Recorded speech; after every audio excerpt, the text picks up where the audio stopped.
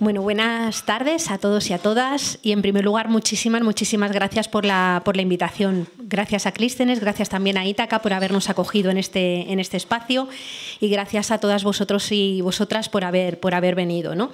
Para mí es un gusto poder compartir este rato que vamos a compartir, poder dialogar y luego poder debatir con todas vosotras. Y especialmente es un gusto, lo decía David hace un momento, me ha encantado reencontrarme con Selene, que solamente la había visto en hospitales hasta ahora, visitando a mi hermano enfermo. Pero sobre todo para mí es una enorme responsabilidad y también un orgullo tener aquí a Lorena, ¿no? Una persona a la que quiero muchísimo, mi cuñada, y que, bueno, pues estar aquí, tenerla en la charla es un verdadero orgullo para mí, ¿no?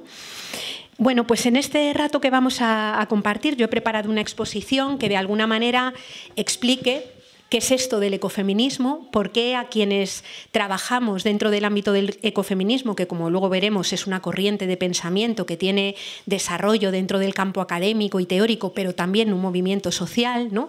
¿Por qué nos parece importante y por qué nos parece fundamental en este momento revisar algunas de las cosas que damos por hechas en nuestro mundo, como la categoría de producción, como el concepto de trabajo, como el propio concepto de persona, en un momento en el que voy a decir, y luego trataré de justificar de una forma un poco provocadora, que podríamos decir que habitamos un momento en el que la cultura, la política y la economía directamente le han declarado la guerra a la vida.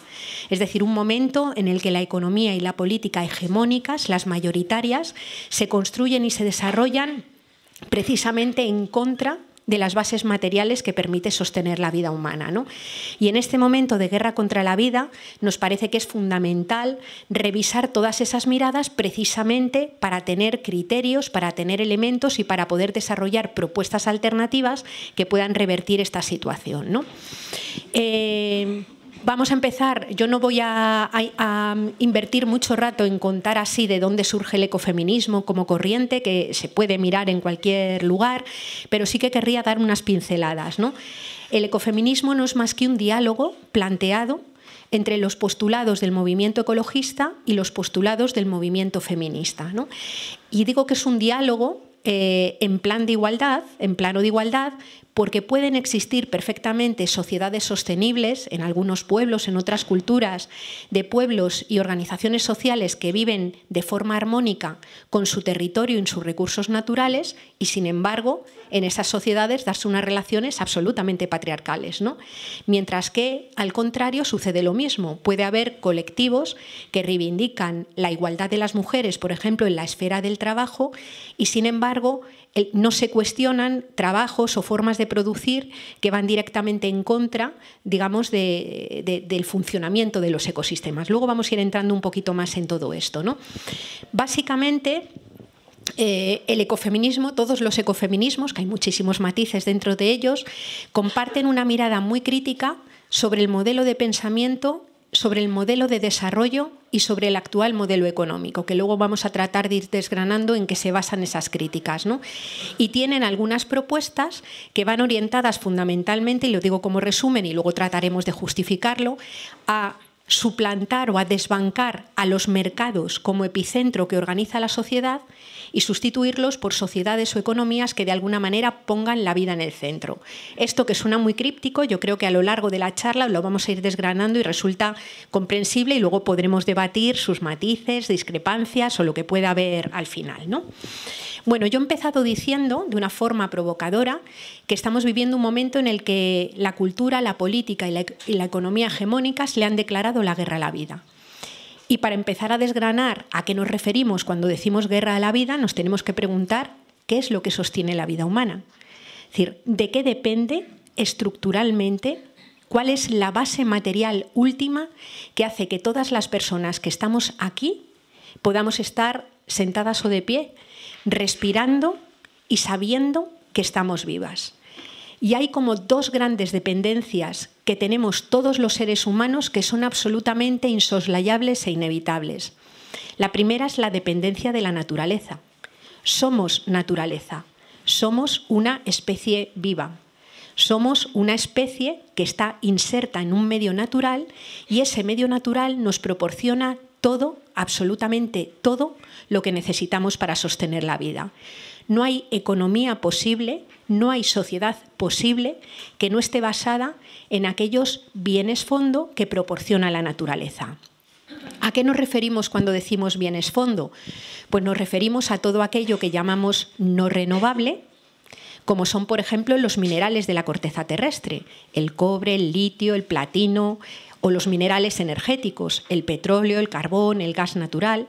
Todos esos recursos existen en una cantidad predeterminada en la corteza terrestre que se puede medir en toneladas. Son lo que hablamos cuando hablamos de las reservas minerales. Todos esos recursos que llamamos no renovables, que se llaman no renovables, porque una vez que son agotados, no hay otros que los sustituyan. Es decir, los recursos naturales no renovables se pueden usar simplemente hasta que se agotan o hasta que es tan difícil o tan costoso en energía y en economía poder extraerlos que directamente no se pueden utilizar. ¿Qué otras cosas proporciona la naturaleza? Todo aquello que llamamos renovable. Por ejemplo, el agua, que se renueva a través del ciclo del agua, el oxígeno que respiramos en la atmósfera, la fertilidad de un suelo, digamos ciclos o procesos como la fotosíntesis, sin los cuales no podría existir ningún tipo de vida. Procesos como la polinización, que se encargan de hacer insectos para poder simplemente reproducir las plantas sin las cuales no hay vida. Es decir, todos esos procesos naturales que son fruto de toda la historia de la evolución de la naturaleza, que son procesos cíclicos que naturalmente pueden ser alterados por los seres humanos por su economía, pero no pueden ser controlados a voluntad. Es decir, nadie puede polinizar a mano en cantidades suficientes como para satisfacer las necesidades humanas. El ciclo del agua no funciona a la velocidad que le gustaría al metabolismo agrourbano industrial, sino que funciona a la velocidad del ciclo del agua. Por tanto, también aquello que llamamos renovable, aunque puede regenerarse, aunque la naturaleza se encarga de que se regenere cíclicamente, tiene límites. Cuando del cauce de un río sacamos tanta agua a una velocidad tan grande que no permite el ciclo del agua regenerar el agua extraída, aunque el agua sea un bien renovable, se puede agotar en ese curso fluvial, ¿no? En ese río. Por tanto, lo renovable también tiene límites físicos. ¿Qué más proporciona la naturaleza? Pues una función básica, que es lo que llamamos sumideros del planeta. Los sumideros del planeta son procesos bioquímicos que en la naturaleza degradan todos los residuos que generamos, residuos químicos, residuos fruto de toda la actividad humana y también no humana, ¿no? Si todos esos residuos no se reciclaran, aparecerían montones de sustancias tóxicas que envenenan la tierra y a las personas. También los sumideros del planeta tienen su propia velocidad de funcionamiento, que está determinada por esos ciclos naturales. Y cuando se producen tantos residuos que ese ciclo de los sumideros del planeta se ve completamente sobrepasado y esos residuos no se degradan, quedan depositados en el suelo, en el agua y en la atmósfera y aparecen los procesos que llamamos de contaminación. Es igual que cuando tenemos alcantarillas que normalmente tragan y que hay una tromba de agua tan grande que son incapaces ya de tragar y se inunda todo, ¿no? Los sumideros del planeta también se ven sobrepasados cuando el flujo de residuos es muy grande, ¿no? Por tanto, la naturaleza nos proporciona todo eso, y todo eso es lo imprescindible para poder construir la vida humana, para obtener todos los bienes y servicios que necesitamos para satisfacer necesidades que son las que de alguna manera nos permiten mantener condiciones de vida en las que se den vidas que merezcan la pena vivirse, porque no es cualquier tipo de vida, son vidas que merezcan la pena ser vividas, aquellas por las que apostamos, ¿no? Bueno, pues hay un rasgo, y lo venía mencionando al hablar de lo renovable, de lo no renovable y de los sumideros de la naturaleza, que es absolutamente inherente a la vida humana, y es que nuestro planeta Tierra tiene límites, límites físicos. Y en algo que tiene límites físicos, nada, absolutamente nada, se puede plantear crecer de forma indefinida. Ni un bosque de robles, ni un arrecife de coral, ni una población de conejos, ni el tamaño de una ciudad, ni, por supuesto, el conjunto del sistema económico hegemónico que tenemos ahora mismo, el sistema económico capitalista, se puede plantear crecer de forma ilimitada, mientras para crecer necesite extraer cantidades crecientes y permanentes de minerales de la corteza terrestre o utilizar de forma acelerada los ciclos de la naturaleza. Por tanto, somos ecodependientes. Nuestro planeta Tierra tiene límites y, sin embargo, tenemos un modelo económico que no observa límites y que necesita crecer de forma ilimitada simplemente para poder sostenerse. Luego lo retomaremos, ¿no? Pero decía que teníamos dos grandes dependencias, ¿no? Y la segunda viene dada por un hecho que a veces se le olvida a la política y a la economía, y es que cada vida humana, cada una de nuestras vidas, transcurre encarnada en cuerpos que son vulnerables, en cuerpos que son finitos, en cuerpos que nacen, que enferman, que envejecen, en cuerpos que tienen que ser cuidados a lo largo de toda la vida. Es evidente que una criatura recién nacida no puede sobrevivir a sus primeros años de vida si una persona, normalmente de otras generaciones, no cuida de ese cuerpo. Insisto mucho en la parte material del cuidado. No es solamente, que también, no es solamente abrazar, no es solamente el afecto, no es solamente el reconocimiento emocional, que es fundamental, porque hasta para amarnos a nosotros mismos necesitamos hacerlo a través del reflejo de la gente que nos reconoce y nos valora, ¿no? Pero hay una parte también intrínsecamente material. A una criatura recién nacida hay que lavarla, hay que darla de comer, hay que acostarla, hay que moverla, hay que pasearla, hay que subirla, hay que bajarla en un trabajo que es muy exigente en tiempo, un trabajo en el que hay que invertir una enorme cantidad de energía, ¿no? Pero pensemos en el momento de la vejez. Vivimos, afortunadamente, en sociedades donde la esperanza de vida ha crecido muchísimo en las últimas décadas. Y tenemos sociedades, además, profundamente envejecidas. Ahora mismo hay una gran cantidad de población dentro de nuestros países, sobre todo dentro de los países llamados desarrollados, que es muy mayor, que llega a muy mayor y que pasa una buena parte de sus últimos años de vida, a veces más de una década, en unas condiciones de tremenda vulnerabilidad. Hay muchas personas mayores que no pueden ni levantarse, ni acostarse, ni salir a la calle, ni alimentarse, ni asearse por ellas mismas. No pueden simplemente sobrevivir si no hay otras personas alrededor que dedican también una cantidad grande de tiempo, además de tiempo aún más costoso que en el momento de la crianza. Porque si bien cuando las maternidades y las paternidades son compartidas, aunque el cuidado de las criaturas sea costoso, proporciona elementos de muchísima satisfacción y mucha felicidad, pero los cuidados ante la muerte son cuidados durísimos.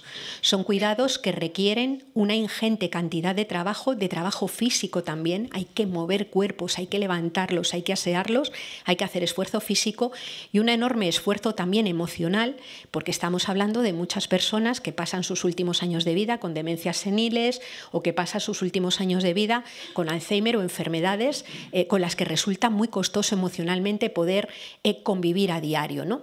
Pensemos en las personas, por ejemplo, que tienen, estáis por ahí un poco, en las personas que tienen alguna diversidad funcional o una discapacidad fuerte.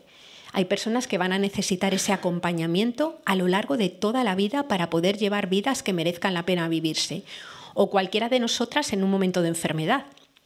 Y no me refiero solo a una enfermedad grave, que te rompas una pierna y estés escayolada del tobillo a la ingle durante 3 semanas y sabemos perfectamente que durante ese periodo necesitaremos que otras personas nos ayuden a desarrollar algunas funciones vitales, ¿no?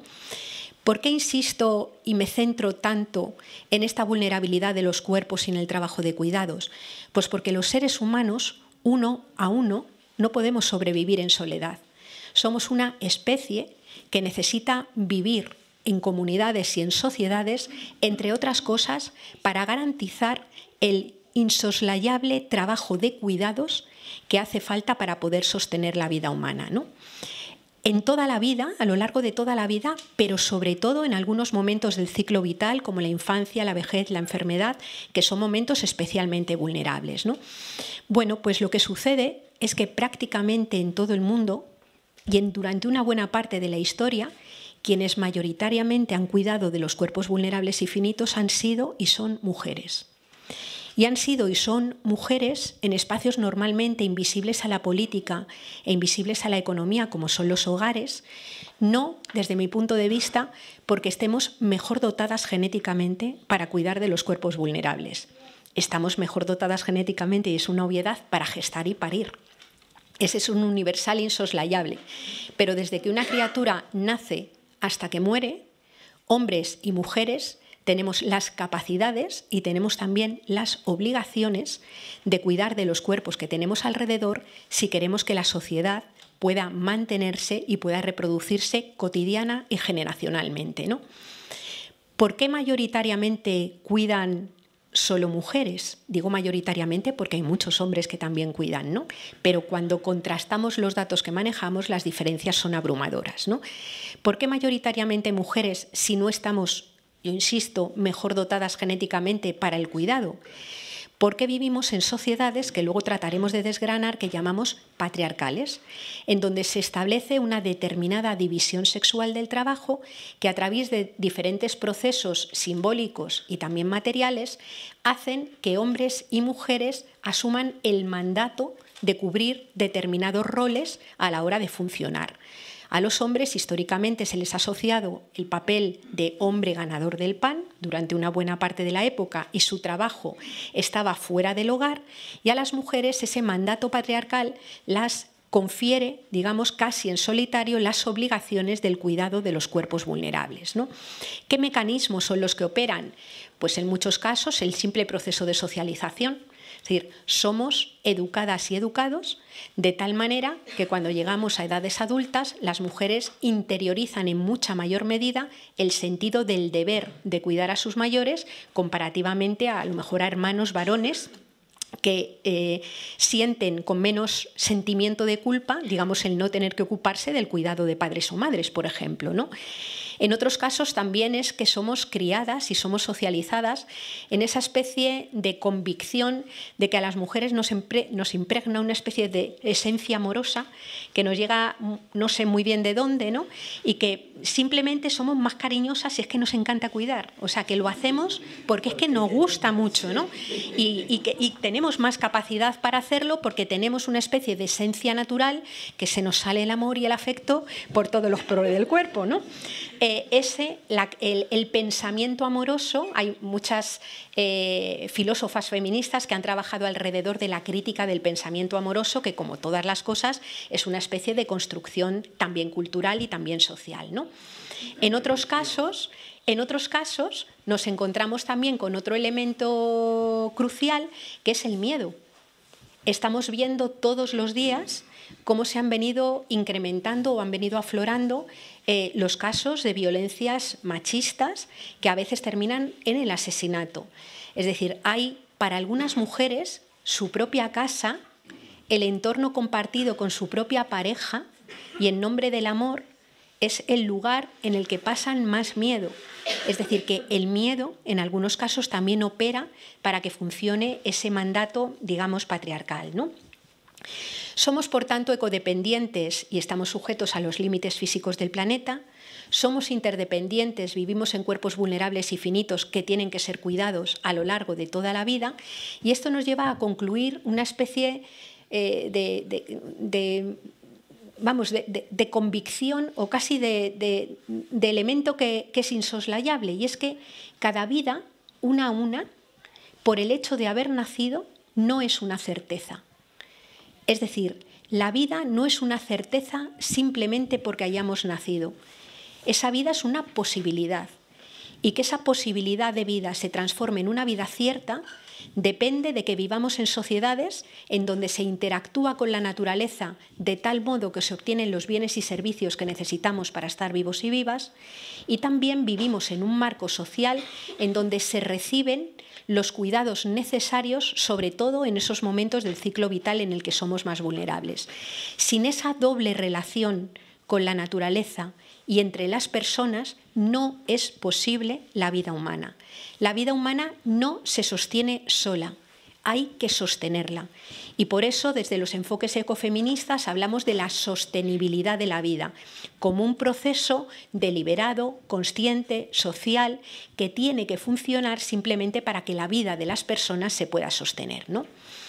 Bueno, pues, sin embargo, se da la paradoja, y luego trataremos de esbozar o de llegar a algunas conclusiones de por qué o de dónde están las raíces para que eso permanezca tan invisible. Se da la paradoja de que dentro de nuestra economía y en muchos casos dentro de la organización política, las relaciones de codependencia y las relaciones de interdependencia son invisibles. No tienen valor económico, no son consideradas económicamente, y al no formar parte del campo de estudio económico, la economía a veces ni se entera de cuándo se deterioran. En eso entraremos después. Pero previamente, como he dicho, que estamos viviendo un momento de guerra contra la vida, y es una frase muy grande que puede generar un montón de discrepancias, por ejemplo, o puede parecer una cosa muy exagerada, sí que quería compartir con vosotros y vosotras algunos de los elementos, algunos de los síntomas en los que se evidencia esa guerra contra la vida y esa situación de riesgo en la que nos encontramos ahora mismo los seres humanos y también el resto del mundo vivo, también los animales no humanos, pero sobre todo los seres humanos, ¿no? Y advierto que lo que voy a hacer es una especie, yo lo suelo llamar como hacer un pequeño ejercicio de amargura, que es mirar cara a cara la situación que estamos viviendo materialmente en el momento actual, pero creo que es un ejercicio que hay que hacer por respeto a las personas, porque no es posible plantearnos salir de un pozo si previamente no somos conscientes de que estamos en él, y porque si no hacemos ese análisis mirándolo cara a cara con valentía, podemos incluso estar poniendo en marcha o apoyando proyectos que llamamos alternativos que no solamente no resuelven los problemas que tenemos, sino que pueden llegar incluso a profundizarlos, ¿no? Por eso sí que quiero pararme de una forma sucinta a contar cuáles son los primeros elementos o los principales elementos de esa crisis ecosocial, de esa crisis ecológica y social que estamos viviendo, ¿no? Bueno, en primer lugar, nos vamos a situar en el marco de qué hablamos cuando hablamos de una crisis ecológica. Yo me voy a referir fundamentalmente a dos elementos, hay muchos otros, pero me voy a referir a los dos principales, digamos que son como los más críticos en el momento actual. En primer lugar, estamos viviendo una profunda crisis de energía y materiales. ¿Qué quiere decir que nos encontremos ante un momento de crisis energética, ¿no? Bueno, pues incluso un organismo, desde luego nada sospechoso de ecologismo radical, como es la Agencia Internacional de la Energía, reconoce que en el año 2006 se alcanzó lo que se denomina el pico del petróleo convencional. El pico del petróleo convencional es ese momento en el que por cada barril de petróleo que se extrae en un lugar del mundo no se encuentran reservas que lo sustituyan. Es decir, el petróleo, que es un mineral energético finito no renovable, ha sido extraído, sobre todo durante el siglo XIX y la primera mitad del siglo XX, en unas cantidades ingentes, y directamente lo que sucede es que se ha llegado en el año 2006 al pico máximo de extracción. A partir de 2006 se va extrayendo una cantidad de petróleo menor con respecto a los años anteriores, ¿no? Simplemente porque o se agota el petróleo de gran calidad o porque el petróleo que va quedando es un petróleo que resulta muy costoso energética o económicamente extraerlo, ¿no? Tenemos que tener en cuenta, y lo planteo porque desde mi punto de vista en todos los colectivos organizados donde hay gente pensando en cómo arreglar el mundo, creo que este debiera ser un tema de debate central. Tenemos que tener en cuenta que las fuentes energéticas tienen una característica que debiera ser, desde mi punto de vista, fruto del debate social a todos los niveles, ¿no? Esa característica se llama tasa de retorno energético. Y sí quiero explicar qué es la tasa de retorno energético, ¿no? Obviamente, para generar energía hace falta gastar energía. Es decir, para sacar petróleo de debajo de la superficie terrestre hay que hacer un agujero en el suelo con máquinas y hay que extraerla desde ahí. Es decir, hay que gastar la energía de utilizar la maquinaria que hace falta para sacar ese petróleo. La tasa de retorno es la cantidad de energía que yo obtengo comparándola con la que invierto. Durante el siglo XIX y el siglo XX se extraía un petróleo de altísima calidad. ¿Qué quería decir esto? Que yo invertía un barril de petróleo en montar todo el complejo extractivo y por ese barril de petróleo que yo invertía extraía, sin embargo, entre 100 y 110 barriles de petróleo. El retorno era enorme, gastaba uno y obtenía 100 o 110, ¿no? Ese petróleo ya ha sido prácticamente agotado en una buena parte del planeta y, de alguna manera, los petróleos que se están extrayendo en el momento actual tienen unas tasas de retorno mucho menores. Por ejemplo, el que se extrae ahora mismo en Noruega, en el Mar del Norte, ya no tiene tasas de retorno de 100, sino que tiene tasas de retorno que oscilan entre 25 y 30. Claro, tenemos que tener en cuenta que no es lo mismo hacer un agujero en el suelo, bajar unos poquitos de metros, vamos, no unos poquitos, unos cientos de metros, y desde ahí extraerlos, que montar una plataforma petrolífera en el mar, bajar al fondo del suelo marino miles de metros, hacer ahí un agujero de otros miles de metros y sacarlo. Obviamente hace falta gastar mucha más energía para sacar ese petróleo. Por eso baja de 100, 110 a 25, 30 o 35. Pero fijaos, por ejemplo, que incluso ese petróleo ya va tocando a su fin. Yo no sé si recordáis, hace ya por lo menos hará 7 u 8 años, una portada en todos los periódicos de tirada nacional que hablaba del petróleo que Repsol había encontrado en la Patagonia. Repsol había encontrado unos yacimientos de crudo, decía, de 4.000 millones de barriles en la Patagonia. 4.000 millones de barriles de petróleo parecen una enormidad de barriles de petróleo, pero en este momento estamos gastando aproximadamente unos 92-93 millones de barriles de petróleo diarios en el mundo, luego, para sostener el modelo tal cual funciona. Luego, esos 4.000 millones de barriles de petróleo dan aproximadamente para 1 año y medio de petróleo, es decir, que no es tanto. Pero es que aparte de todo, ese petróleo ya no tiene tasas de retorno de 100 o 110, ni siquiera de 25 o 30, tiene tasas de retorno que oscilan entre 1 y 3.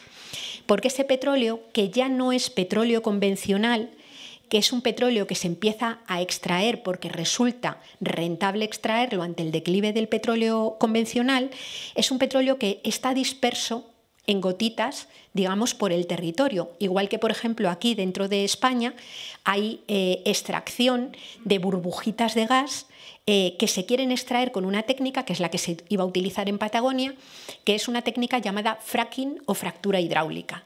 Esa técnica consiste en inyectar cantidades grandes de agua con productos químicos a gran presión, rompiendo las estructuras de la corteza terrestre, de modo que esas gotitas dispersas de petróleo se puedan unir y desde ahí se puedan sacar. Obviamente, aparte del destrozo de las estructuras de la corteza terrestre y de los suelos fértiles que tardan cientos de años en ser regenerados, nos encontramos con que hace falta una cantidad ingente de energía para fabricar los químicos, utilizar la maquinaria para poder sacar ese petróleo. Por eso la tasa de retorno es muchísimo menor, ¿no? ¿Por qué me pongo tan pesada con esta cosa del pico del petróleo y de la tasa de retorno? Pues porque nuestra civilización industrial, tal cual la conocemos ahora mismo, ha sido creada con fuentes energéticas fósiles de altísimas tasas de retorno y abundantes.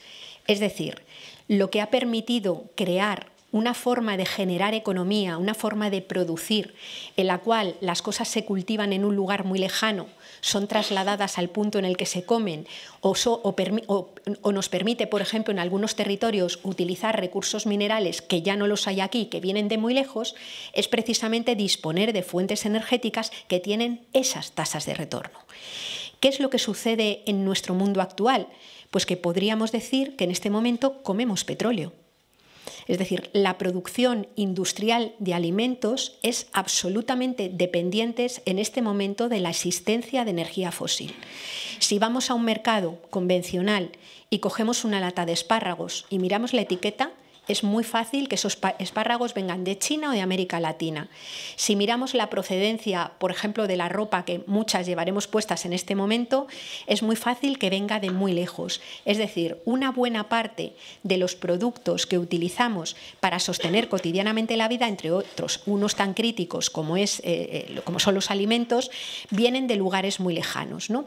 Hay un estudio que hace la Universidad de Sevilla periódicamente que se llama Alimentos Kilométricos, que hace el cálculo de cuántos kilómetros de media recorre un alimento cualquiera antes de llegar a la mesa de una persona en España, ¿no? Y el último informe de alimentos kilométricos concluía que la media de kilómetros recorridos es de casi 6.000 kilómetros. Productos como, por ejemplo, el garbanzo recorre aproximadamente unos 9.000 kilómetros, porque los garbanzos que se cultivan en Pedrosilla se los pueden estar comiendo en Noruega, mientras que los garbanzos que nos comemos a lo mejor nosotros y nosotras pues pueden estar viniendo de América Latina, ¿no? O de algún país asiático.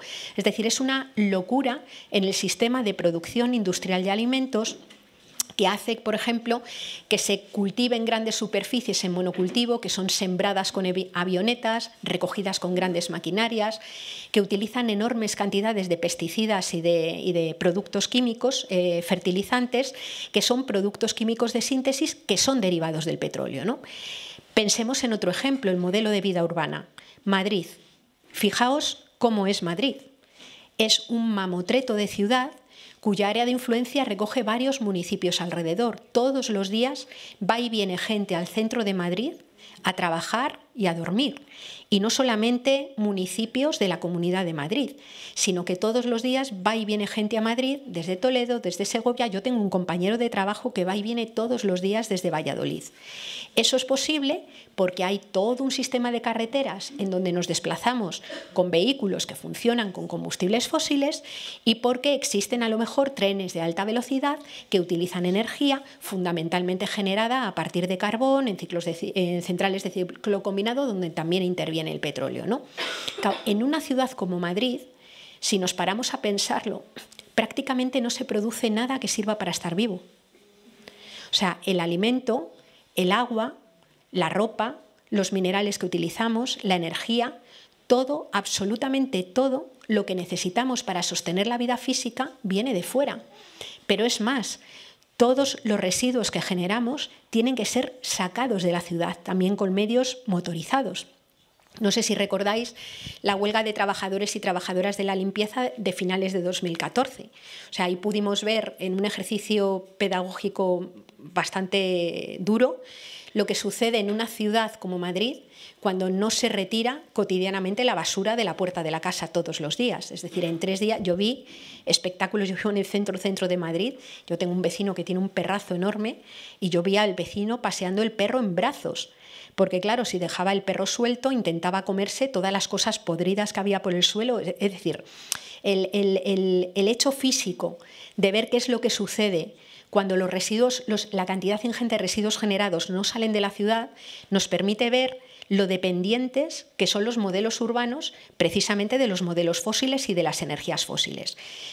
Hoy, de los más de 7.000 millones de personas que habitamos el planeta, más de la mitad vivimos en ciudades. Y el modelo de vida urbano, tal cual funciona ahora mismo, podría funcionar de otra manera, pero tal cual funciona ahora mismo, es absolutamente dependiente de las disponibilidades de grandes cantidades de energía fósil, ¿no?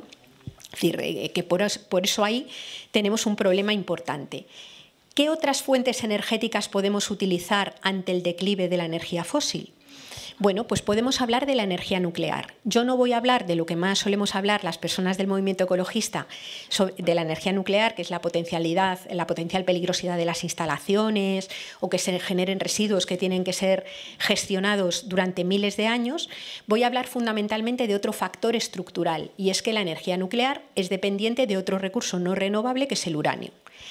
El pico de extracción del uranio al ritmo de consumo actual está ahora mismo calculado para dentro de aproximadamente unos 50 años. Y en este momento la energía nuclear en el mundo proporciona una pequeña parte de energía solo eléctrica. Si pretendiéramos de repente elevar esa generación de energía eléctrica con cargo a la nuclear a algo más del doble de lo que tenemos ahora, seguiríamos teniendo una pequeña parte de energía solo eléctrica y el recurso, la disponibilidad de recurso, se acortaría a lo mejor para los próximos 20 años. Lo que quiero decir con esto es que no es una solución estructural. Por tanto, lo que nos quedan son energías limpias y renovables, que son las energías de las que vivió Homo sapiens desde que apareció en el planeta hace 200.000 años, prácticamente hasta la revolución industrial. Es decir, que se hicieron muchas cosas con las energías renovables. ¿Qué tasas de retorno tienen las energías renovables? Pues un parque eólico colocado en muy buen lugar de viento tiene una tasa de retorno de 25-30, como el petróleo del Mar del Norte. Es decir, inviertes el equivalente a un barril de petróleo en montar todo el complejo eólico y a cambio obtienes el equivalente a 25-30 barriles de petróleo. La solar térmica, que es la que sirve para calentar el agua, serían 10. La solar fotovoltaica tendría una tasa de retorno de 15.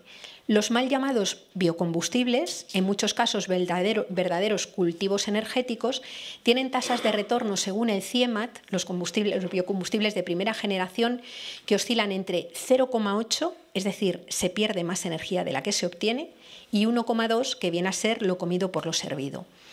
Esto nos aboca a una situación que no es ni un deseo ni un dato catastrófico, pero que marca el hecho de que la humanidad, quiera o no quiera, globalmente va a vivir con menos energía.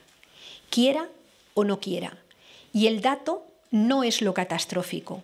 Lo catastrófico es no hacer nada ante ese dato. O sea, con frecuencia se confunden los datos con la catástrofe. Y yo creo que es una cosa bastante perniciosa y bastante dañina, ¿no?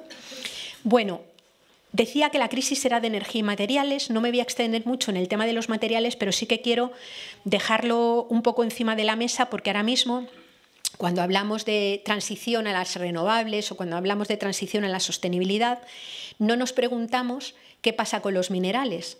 Claro, pasar de un sistema basado en los combustibles fósiles a un sistema basado en renovables implica pasar de vivir del petróleo a pasar de vivir a vivir de otros minerales. Es decir, para construir aerogeneradores, para construir placas solares y todas las baterías que hacen falta para acumular la energía eléctrica, hacen falta cobre, litio, platino, disprosio, neodimio, todos esos minerales que se llaman tierras raras y que tienen nombres que parece que han salido del santoral, ¿no?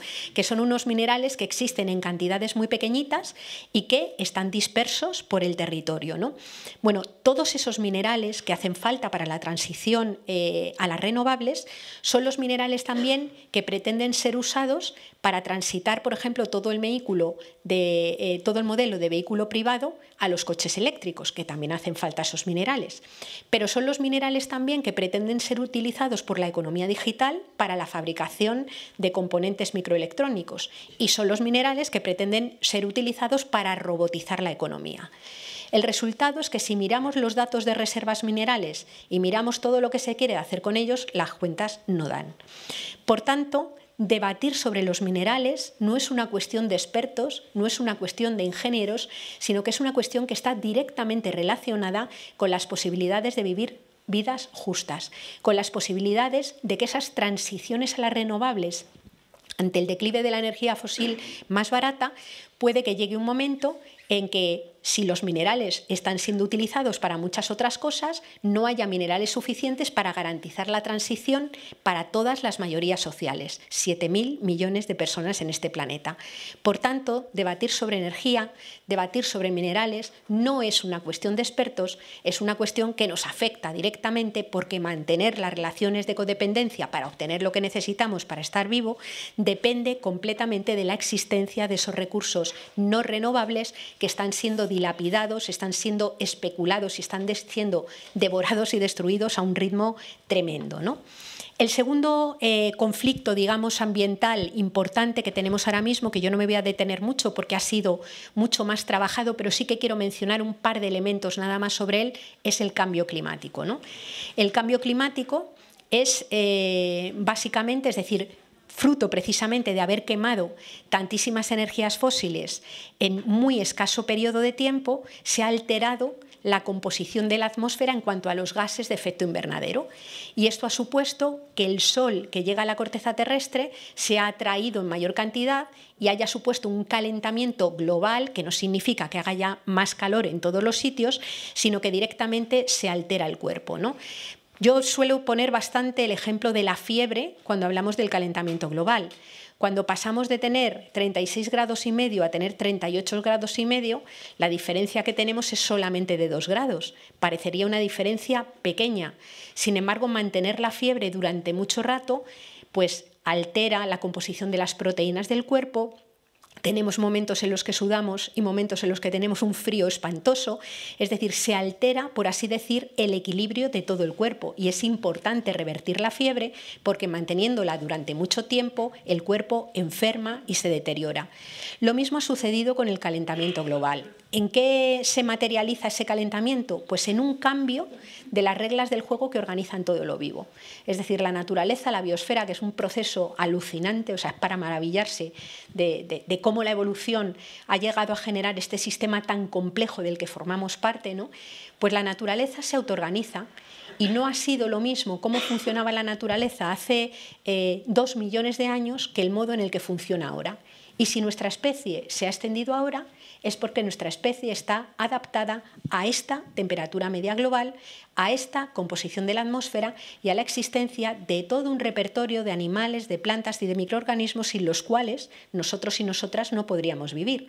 Ese conjunto de tejido vivo que se relaciona es lo que llamamos biodiversidad, que es mucho más que la suma de animales sueltos, sino que es la densa red de relaciones que hay entre todo lo vivo y que consigue que ante determinadas perturbaciones los ecosistemas se mantengan y se equilibren. En este momento se han desequilibrado y eso se manifiesta, por ejemplo, en que haya una proliferación, no es que los huracanes o los tifones nazcan del cambio climático, siempre ha habido, pero ahora mismo son más violentos y más frecuentes. Se producen eventos climáticos extremos, es decir, lluvias torrenciales, en momentos en donde antes no se producían. Y cuando se produce una lluvia torrencial, por ejemplo, cuando los frutales están en floración y se cae la flor, ese año no hay cosecha. Se produce, por ejemplo, el nacimiento de los pollitos de algunos huevos sin que se encuentren con las larvas de los que se tienen que alimentar, porque los animales, las plantas, todos los seres vivos están en este momento hechos un lío y no se sabe cuándo tienen que nacer. No sé si habéis visto momentos de estos, os habéis fijado que de repente se caen todas las hojas de los árboles de golpe porque viene un frío a destiempo o que florecen árboles antes de tiempo y viene después una helada a destiempo y de alguna manera esa flor desaparece. Es decir, todo eso está produciendo una alteración. Y esa alteración pone en riesgo los cultivos, pone en riesgo el funcionamiento de la propia vida. En concreto, dentro de España, el mayor efecto o el mayor riesgo que tiene el cambio climático son los procesos de sequía. Todos los avances o todos los escenarios de futuro que maneja la comunidad científica hablan de la sahelización de la mitad sur y la parte este de España y habla de la mediterranización de toda la cornisa cantábrica, ¿no? Es decir, se producen no un año y a partir de ese año para siempre, sino que es un marco tendencial el de ese calentamiento global, pues que pone en riesgo, digamos, que la vida de la especie humana sea tan cómoda en este planeta como ha sido hasta ahora, porque somos una especie viva adaptada a estas condiciones, ¿no? Suele decirse que a veces, para trivializar el cambio climático, que ya ha habido cambios climáticos en otros momentos de la historia, y es cierto, de la historia de la vida, claro que los ha habido. De hecho, hablamos ahora de la sexta gran extinción de especies, y si hablamos de la sexta es porque ha habido 5 antes. Lo que no nos damos cuenta es que si en cada una de esas 5 grandes extinciones han desaparecido entre el 40 y el 90% de las especies vivas en ese momento, aunque luego la vida repuntaba y aparecían otras nuevas, nosotros somos una especie viva. Somos una especie viva que depende de esos compañeros de aventura planetaria que son las plantas, los animales y los microorganismos que tenemos alrededor, sin los cuales, insisto, no podemos vivir, ¿no? Un elemento también a reseñar dentro del calentamiento global tiene que ver con el hecho de que en una sociedad que se autodenomina la sociedad del conocimiento, en una sociedad en la que prácticamente la única institución que ahora mismo conserva legitimidad para hablar con autoridad es la institución científica, ¿cómo es posible que hayamos tenido a toda la comunidad científica, por no decir toda, el 95% de la comunidad científica que trabajaba en torno a las ciencias de la Tierra, de acuerdo desde hace ya más de 2 décadas en que nos encontrábamos ante un calentamiento global de origen antropogénico y consecuencias totalmente impredecibles, y sin embargo las tesis negacionistas hayan seguido triunfando hasta hace tan poco? De hecho, Donald Trump todavía las mantiene, ¿no? Pero hasta hace muy poco hemos tenido profesores de instituto y profesores en universidades que seguían diciendo que el calentamiento global era una milonga, por no hablar de la clase política o de los poderes económicos, ¿no? Bueno, pues si miramos ahora mismo quién se sitúa a la derecha del padre de Donald Trump en el gobierno de los Estados Unidos y vemos que es el presidente, el que fue el presidente de la Junta de Accionistas de Exxon, la petrolera, durante mucho tiempo, podemos entender algo de eso.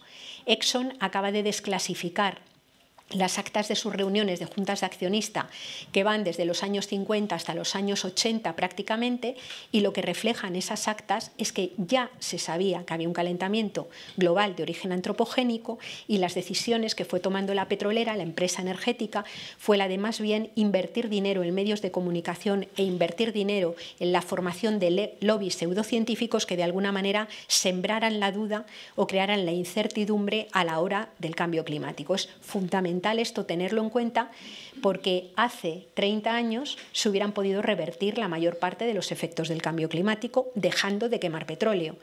Ahora podemos revertir los efectos potenciales más catastróficos, pero ya hay una parte del cambio climático que es absolutamente irreversible, ¿no? Bueno, esto es en el plano, digamos, de la crisis ecológica. Hay quien defiende que este ha sido el precio del progreso.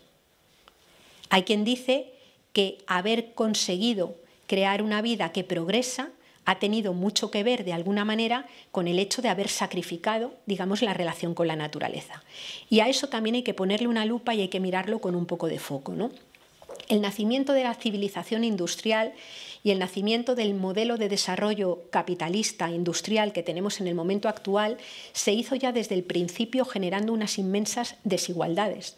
Es decir, la civilización industrial se construyó sobre la colonización de una buena parte del mundo. Cuando a Gandhi le preguntaban, ¿cree usted que la India alguna vez estará igual de desarrollada que Inglaterra?, Gandhi contestaba, imposible, porque si de alguna manera Inglaterra, para poder desarrollarse, ha necesitado invadir casi toda Asia, una buena parte de África y Oceanía, a la India, desde luego, ya no le quedan muchos más países que invadir para extraer desde ahí sus recursos naturales, ¿no? Cuando vemos ahora mismo cómo estamos, si miramos, por ejemplo, si toda la población del planeta, ahora mismo utilizando un indicador como es la huella ecológica, si toda la población del planeta tuviera el estilo de vida material, y cuando digo estilo de vida material me refiero a energía, agua, no, el agua no entra en el cálculo de la huella ecológica, energía, materiales, cantidad de tierra, tuviera el estilo de vida material que la media de una persona española, harían aproximadamente falta unos 3 planetas. Como la media de una persona noruega, 4. Como la media de una persona danesa, 5. Como la media de una persona de los Estados Unidos, 6. Como la media de una persona de Kuwait, 12. Es decir, todos, absolutamente todos los países que hoy se llaman desarrollados tienen la característica de vivir con muchos más recursos de los que existen en sus propios territorios. Y como la tierra es finita, cuando se viven con muchos más recursos que existen en esos territorios, los recursos tienen que venir de algún lugar. Y de los lugares que vienen hay personas que no pueden atender sus necesidades cotidianas de vida y sostener sus economías porque esos recursos han sido extraídos además en condiciones tremendamente desventajosas, por ejemplo, a partir de los tratados de libre comercio o a partir de políticas comerciales como la de la Organización Mundial del Comercio, que de alguna manera obliga a que los países vendan sus materias primas en condiciones muy baratas y en condiciones muy ventajosas para el mundo más rico, ¿no? Si la valla que rodea Europa y no permite la entrada de las personas migrantes no permitiera entrar la energía, los materiales, los alimentos y los minerales que vienen de sus territorios, en los países ricos no se duraba ni 2 meses.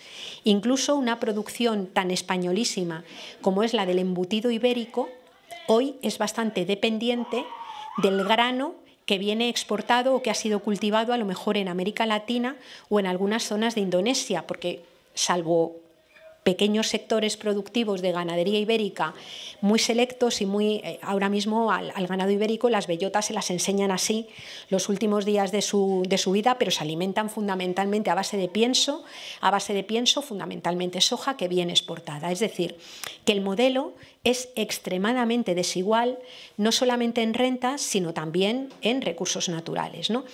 Y claro, lo que sucede es que según se ha ido llenando el planeta y según se ha ido produciendo el agotamiento, esa profundización de las desigualdades, que antes seguía más bien una relación norte-sur, países enriquecidos, países empobrecidos, ha empezado también a llegar al corazón de lo que hasta hace poco eran las zonas un poco más de privilegio, ¿no?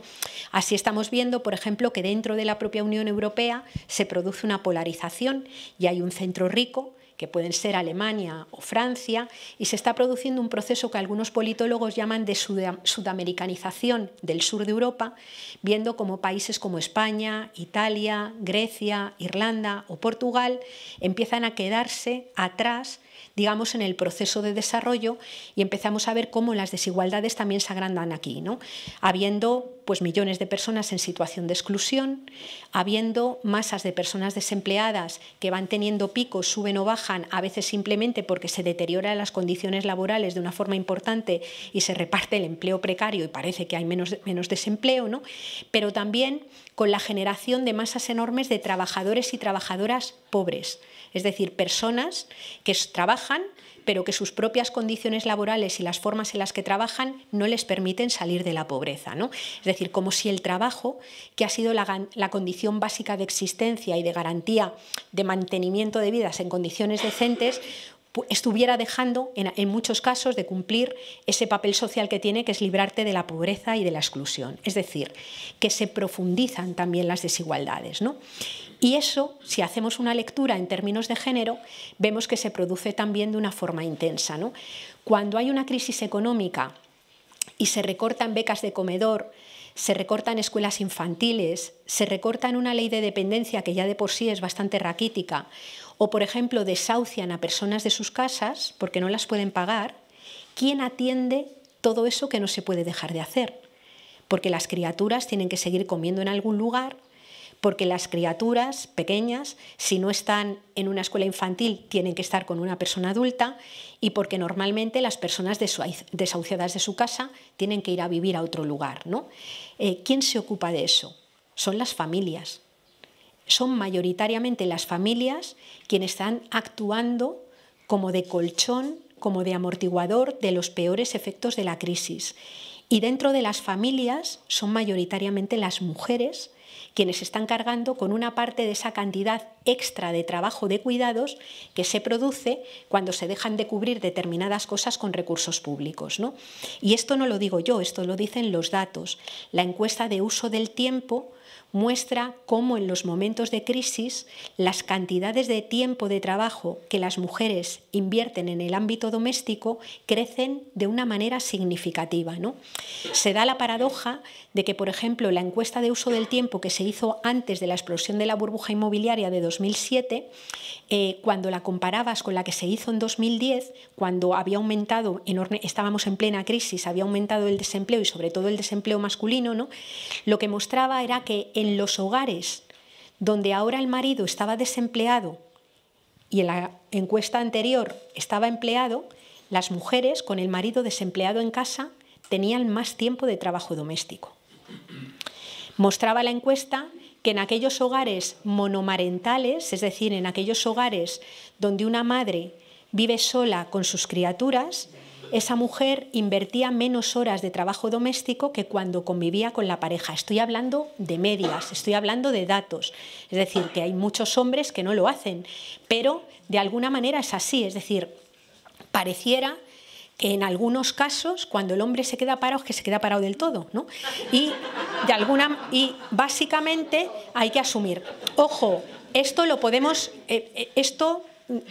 decir ironizando, pero también muestra que los hombres, cuando se quedan desempleados, entran también en una espiral de depresión y de crisis brutal. Es decir, durante la crisis económica, durante los años 2010 y 2011, los problemas de salud mental y los problemas de intentos de suicidio en personas, hombres, parados de larga duración, crecieron de una forma enorme.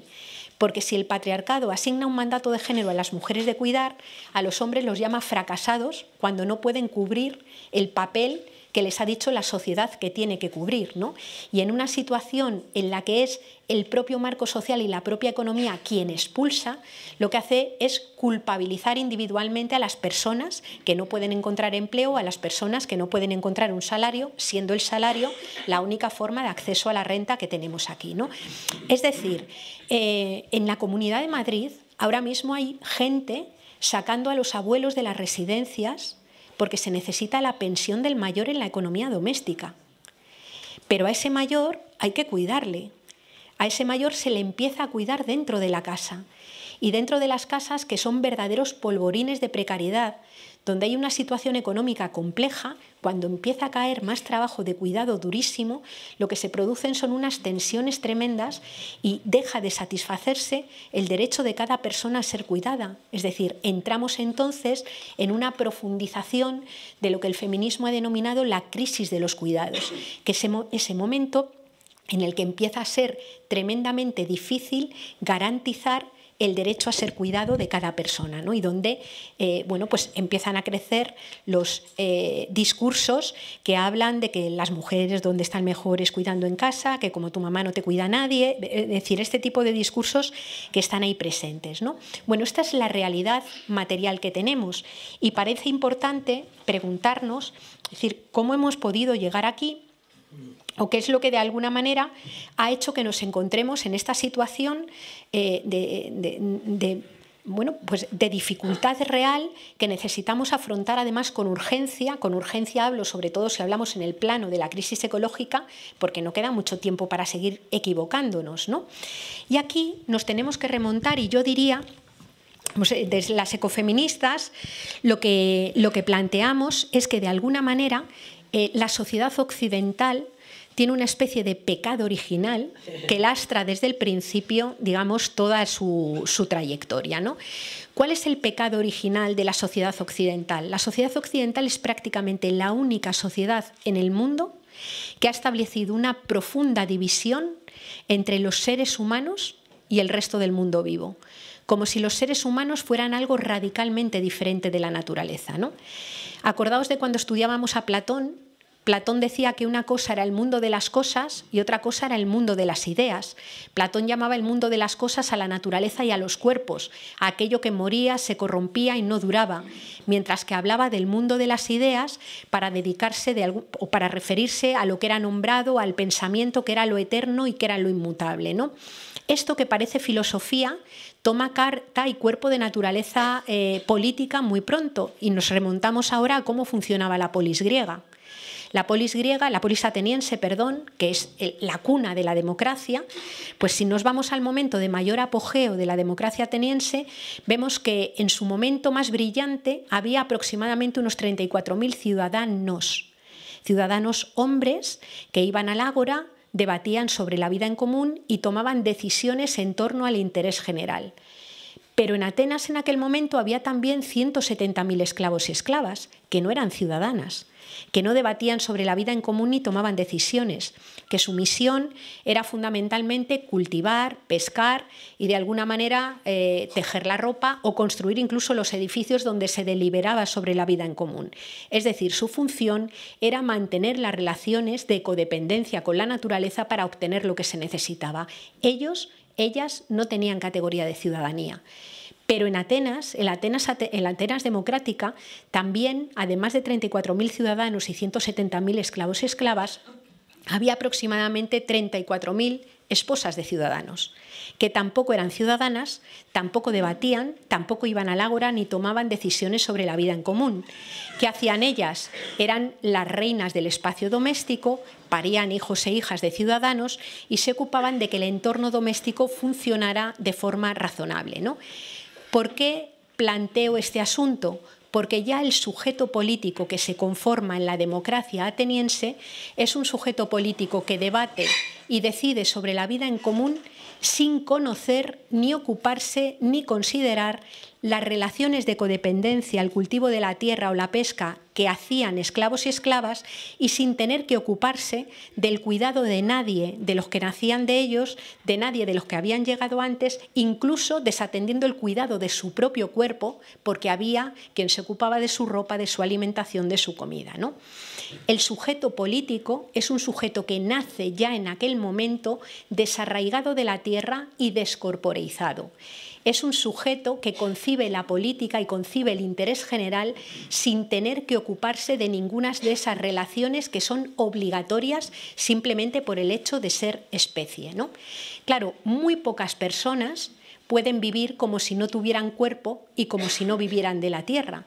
Y solamente lo pueden hacer en la medida en que en espacios ocultos y subordinados haya otras personas, sujetos colonizados, mujeres, animales y otros territorios que sostengan esas necesidades.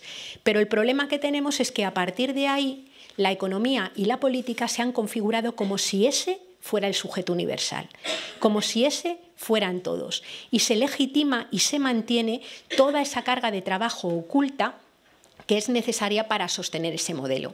Eso, por supuesto, se profundiza, no tengo tiempo de detallarlo, en las raíces cuando aparece todo el pensamiento judeocristiano y toda la escolástica católica, pero también durante el propio proceso de la modernidad, donde el concepto que nace de ciencia es un concepto también en pensadores como Descartes o en pensadores como Bacon o en pensadores como Newton, nace completamente desconectado y desarraigado de la tierra. Es decir, se asienta dentro de la cultura occidental la convicción de que el cuerpo se mantiene solo porque hay alguien que hace sus labores, que se encarga de mantenerlo, y se asienta la idea de que no estamos conectados con la naturaleza y no dependemos de ella y por tanto no consideramos sus límites, ¿no?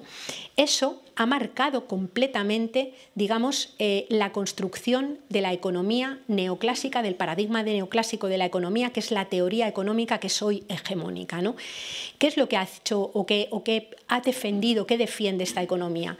Pues, entre otras cosas, que solamente tiene valor económico aquello a lo que se le puede asignar un precio. Y empezamos a encontrarnos con problemas.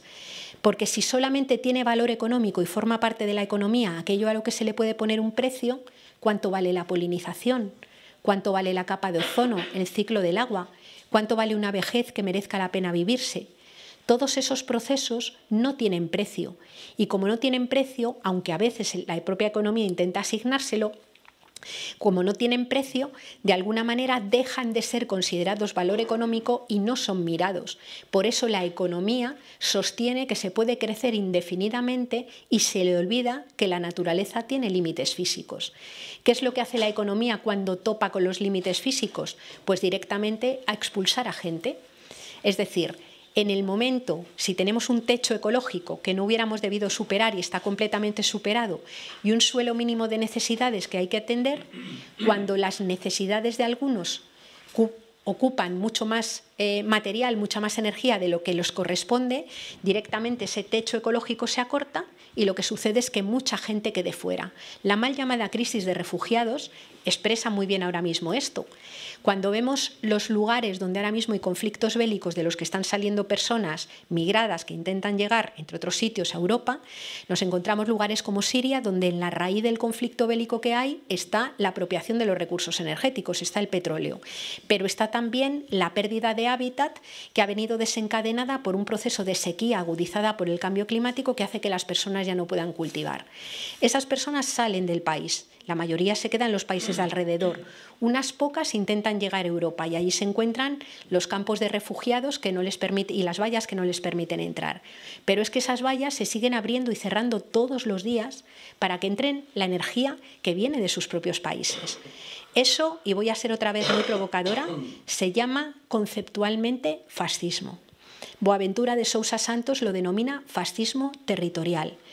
Cuando en el Tercer Reich Hitler teorizaba la invasión de otros países, decía la raza aria es superior y como es superior necesita un mayor espacio vital y esto legitima que se puedan invadir otros países y eliminar a las personas que viven en ellos. Cambiemos espacio vital por huella ecológica. Hay sectores de población del planeta que viven con muchos más recursos de los que hay en sus territorios. Y utilizar o depredar esos recursos de otros territorios significa directamente que las personas que viven en ellos se ven totalmente excluidas, ¿no? Por eso, en este momento nos encontramos ante una encrucijada que nos obliga a pensar cómo darle la vuelta a eso. Si a eso le incorporamos también la mirada de la interdependencia y de los trabajos que decíamos antes de las mujeres, claro, nos damos cuenta que del mismo modo que se ha reducido el concepto de valor al concepto de precio, hemos reducido el concepto de trabajo al de empleo. Llamamos trabajo solo a lo que se hace a cambio de salario. Y a personas que pueden pasar varias décadas de su vida estando disponibles 24 horas al día y 365 días al año, proporcionando bienes y servicios indispensables para la vida desde dentro de sus hogares, mayoritariamente mujeres denominadas amas de casa, ese trabajo no tiene ni nombre. Se le llama sublabores. La encuesta de población activa, cuando calcula la población activa, a esas personas que permanecen activas durante décadas de su vida las llama población inactiva. Y de alguna manera ese trabajo no garantiza ningún tipo de derecho por ti misma. Ningún tipo de derecho. Si vamos a tener derecho a una pensión de jubilación, si vamos a tener derecho a una pensión en un momento de enfermedad, es porque previamente hemos cotizado en el mercado laboral. Si una ama de casa a sus 80 años tiene derecho a una cierta protección económica, no es por lo que ella ha aportado a la sociedad, que ha aportado las relaciones de interdependencia, sino que es porque ha mantenido un vínculo con alguien que se ha cotizado en la esfera laboral, normalmente el del matrimonio. Es decir, que los derechos completos económicos que te permiten ejercer derechos ciudadanos plenos no se tienen por el hecho de ser persona, se tienen por el hecho de haber participado en la esfera laboral. Y esa esfera laboral está generada de una manera en la que solamente algunas personas pueden participar plenamente en ellos, mayoritariamente hombres y también muchas mujeres. Es decir, cuando muchas mujeres nos hemos incorporado con todo el derecho del mundo y cierto éxito al mercado de trabajo, haciendo que los trabajos de cuidados que no se podían hacer los desarrollen otras personas. Así aparecen, por ejemplo, los síndromes de las abuelas esclavas, que utilizan grandes cantidades de su tiempo en echar una mano a las familias, o aparece también todo un mercado de trabajo de mujeres empleadas domésticas y cuidadoras en los trabajos muchas veces más desprotegidos, peor pagados y menos valorados de todo el mercado laboral, ¿no? Es una especie de lumpenproletariado femenino que desarrolla un trabajo absolutamente imprescindible para la vida, que está desprotegido en muchos casos y que es mal pagado. Si pusiéramos ahí un mapa del mundo y pintáramos las gráficas, las flechas de procedencia de las materias primas que sostienen los metabolismos económicos en los países ricos y las flechas de procedencia de estas mujeres que mayoritariamente están cuidando ahora mismo en nuestras sociedades de las personas más vulnerables, veríamos que en muchos casos vienen de los mismos lugares. Es decir, ahora mismo tanto la ecodependencia como la interdependencia se sostiene en muchos casos con cargo al resto del mundo, formando lo que el feminismo ha denominado cadenas transnacionales de cuidados, que son cadenas de mujeres que cuidan aquí, que dejan descubiertos sus cuidados allá, que allí son asumidos por otros miembros normalmente femeninos de la familia, con un trasiego también de remesas de dinero que van yendo de unos países a otros, digamos, para intentar garantizar las condiciones de vida de las personas que han dejado en el país del que emigraron, ¿no? Ese trabajo ha sido siempre migrante. Antes era el trabajo de las chicas de los pueblos que venían a servir a la ciudad, ¿no? Pero la característica es que es un trabajo devaluado, es que es un trabajo no reconocido y es un trabajo además muy mal pagado, ¿no? Desde el punto de vista de la economía feminista y de la economía ecológica, por tanto, nos encontramos con que nuestro sistema económico cubre o podría utilizarse para definirlo la metáfora de un iceberg. En un iceberg tenemos una parte que es la que flota por encima del agua, que es la más pequeña, que es la parte visible. El iceberg del capitalismo sería todo lo que se compra y lo que se vende, sería el trabajo remunerado, serían las inversiones, la prima de riesgo, y por debajo oculto, con un tamaño mucho más grande y sosteniendo a flote lo que hay arriba, nos encontramos con la utilización de cantidades ingentes de minerales de la corteza terrestre, con el deterioro de los ciclos de la naturaleza y con la incautación de una cantidad ingente de horas de trabajo que mayoritariamente mujeres realizan en los hogares para poder, entre otras cosas, fabricar una materia prima esencial para el proceso económico, que es la mano de obra, ¿no? En una casa nace una criatura, se la cuida, se la educa, se la mantiene, se la atiende cuando está enferma, se la alimenta y cuando tiene 25, 26 años cuando sale al mercado laboral. ¿Y cuánto le está pagando el mercado ahora? ¿700, 800, 900, 1.100 euros? ¿Paga de alguna manera la empresa o lo privado o lo público lo que cuesta reproducir generacionalmente la mano de obra? Si hubiera que pagar por eso, ¿funcionaría lo que hay arriba? Es que ni de coña, ni de coña.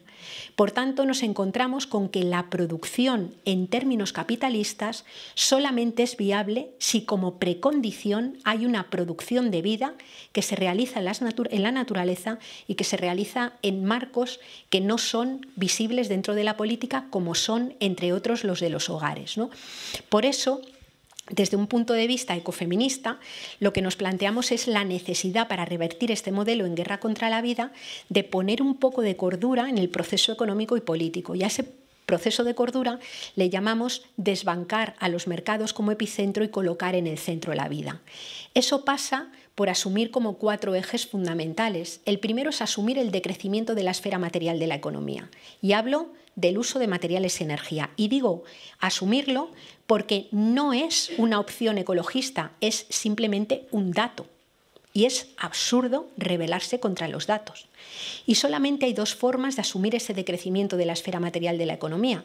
La vía fascista, que decía antes, en la cual quienes tienen poder económico, político y militar seguirán sosteniendo sus estilos de vida y cada vez más gente quedará fuera, y una vía anticipada, justa, decidida, no fácil, pero viable, que consiste en cambiar radicalmente el metabolismo económico.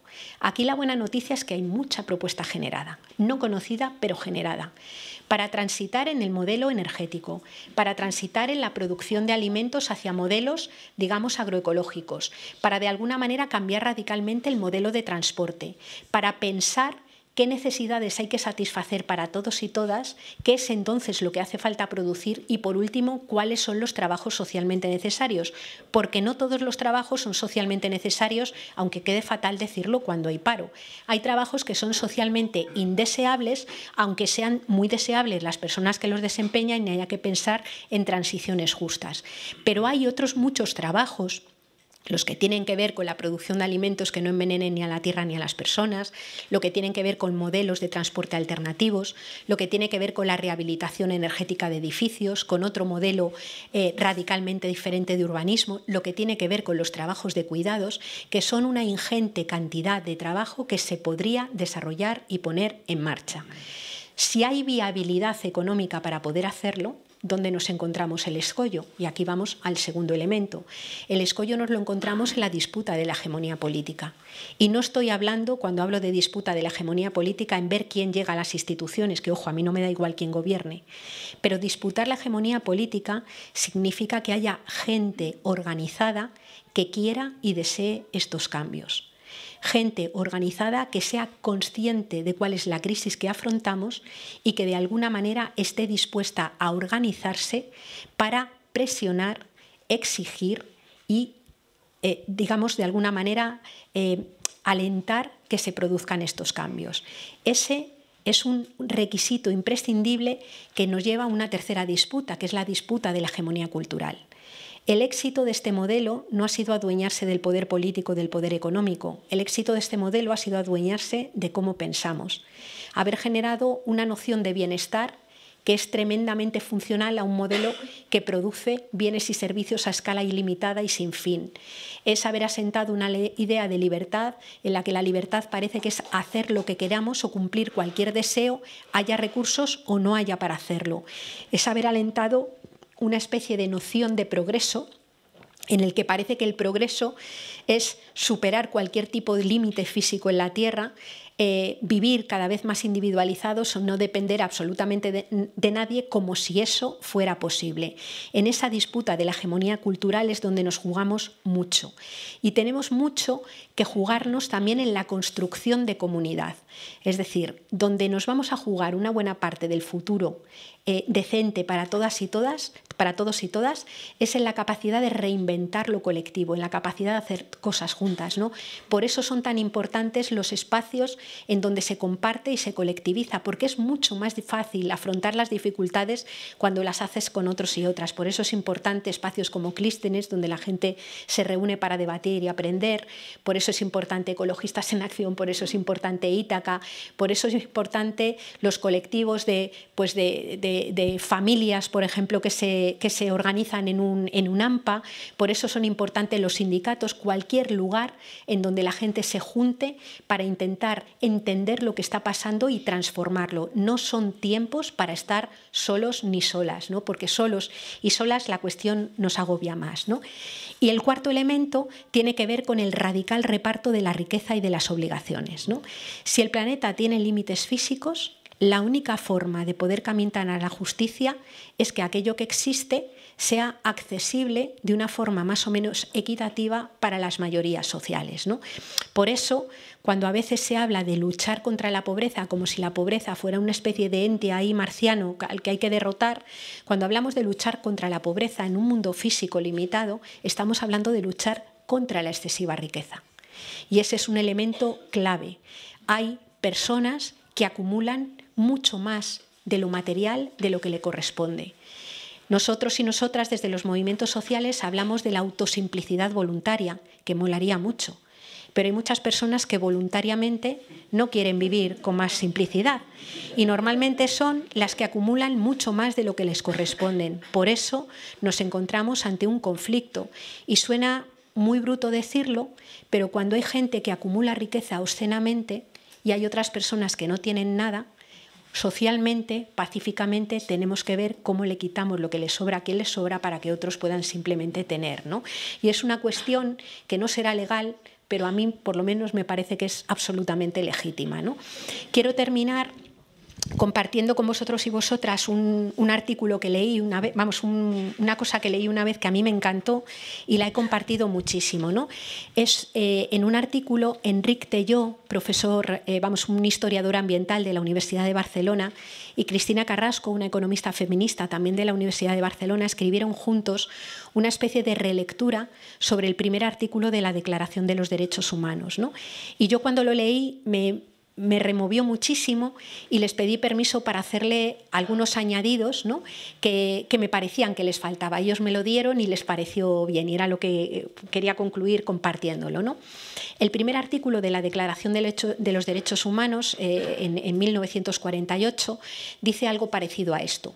Todos los seres humanos nacen libres e iguales en dignidad y derechos y dotados como están de razón deben vivir fraternalmente los unos con los otros. Si miráramos esa declaración de derechos desde una perspectiva ecofeminista, yo creo que el artículo debiera decir algo parecido a esto. Todos los seres humanos nacemos vulnerables e indefensos en el seno de una madre. Y llegaremos a ser libres e iguales en dignidad y derechos siempre y cuando recibamos una cantidad ingente de atenciones, de cuidados y de afectos que deberán ser proporcionados por hombres y mujeres de otras generaciones en una tarea civilizatoria sin la cual nuestra especie no puede existir. En caso de recibirlos, llegaremos a estar dotados de razón que nos permita vivir fraternalmente los unos con los otros, conscientes de que habitamos un planeta con límites físicos que compartimos con el resto del mundo vivo y que estaremos obligados a conservar. Es un poco más largo, pero a mí me parece que refleja de forma mucho más clara el proceso de esa sociedad ecofeminista que queremos construir. Muchas gracias.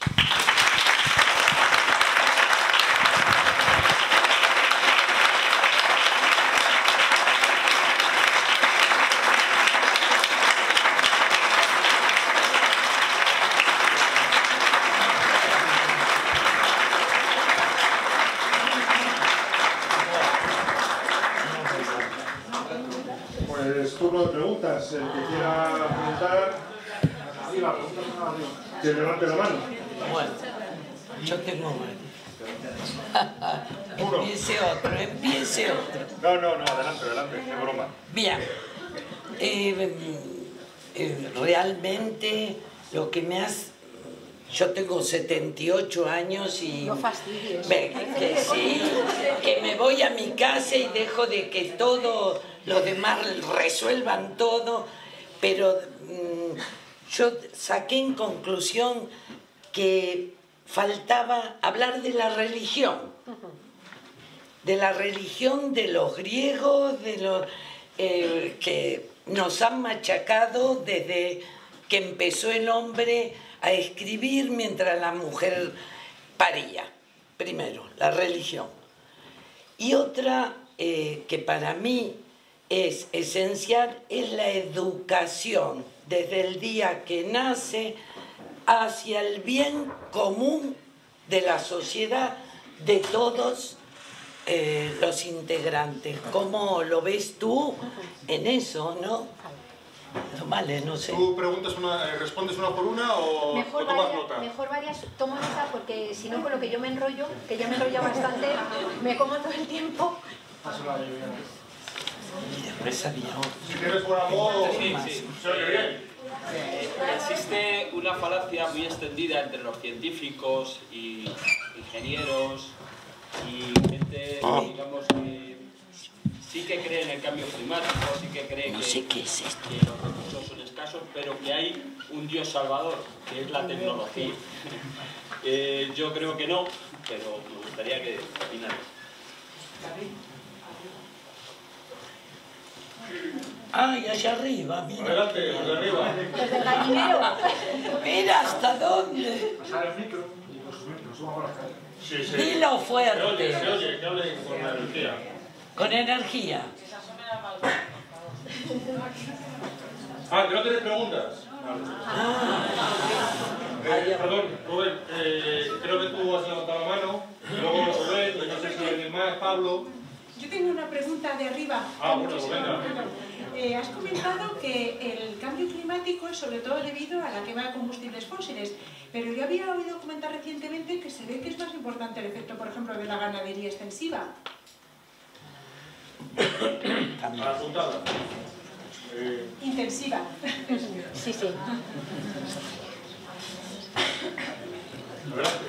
A mí me gustaría, en lo corto que has dicho de el tema de que hay gente que quiere acumular riqueza, en una sociedad low cost en la que conseguir cosas, por ejemplo, aquí es muy barato y hay gente que eso le da mucha vida, ¿qué opciones hay para...? Porque lo de pacíficamente me gusta, pero no sé si lo veo. ¿Qué opciones ves? Rubén, no pases con las preguntas que luego tienes que contestarlas. Hasta ahora todas las teorías hegemónicas se han basado en la fuerza, desde los griegos hasta el capitalismo, incluso el socialismo, se ha basado en la fuerza para poder ser hegemónica, porque si no, no era capaz de imponerse. Las teorías de invertir en desarrollo, ¿no? de la reducción de producción y demás, no puede mantener una fuerza que la haga ser un actor en el tablero, por así decir, de las teorías, ¿no? Entonces, ¿eso cómo se podría solventar? Pablo, Jorge, y ya respondes a la tanda, porque si no, te van a apuntar ahí 25 temas. Y llevas ya unas 6 o 7, ¿no? Sí. Por eso, Pablo y Jorge. Bueno, primero felicitarte por la exposición y felicitar a todos los que estamos aquí por asistir. Y bueno, simplemente preguntar, ahora después de todo lo que has dicho y eso, no irme a tirar una guadarrama, ¿no? Porque decir, madre mía, qué desastre, ¿no? Como la vida que llevamos y ver desde nuestro pequeño espacio, ¿no? Que compartimos y que, pues, qué podemos hacer, ¿no? En nuestro día a día para que todas estas cosas podamos mejorar. Perdone. Levanto la mano a Jorge, pero bueno, Jorge, ¿te importa? No, yo echaba un poco de menos en qué lugar queda la justicia para los animales. De qué manera nosotros estamos, Tema de animales. cómo lo estamos tratando para alimentarnos, vaya. Vale. Jorge. Bueno, ante todo, muchísimas gracias tanto a Yayo Herrero como a los organizadores, a Ítaca y a Clístenes. Me parece un lujo esta charla. Es que no se oye. Entiendo que... Espera, que no te están oyendo arriba. Habla fuerte, que no se oye arriba.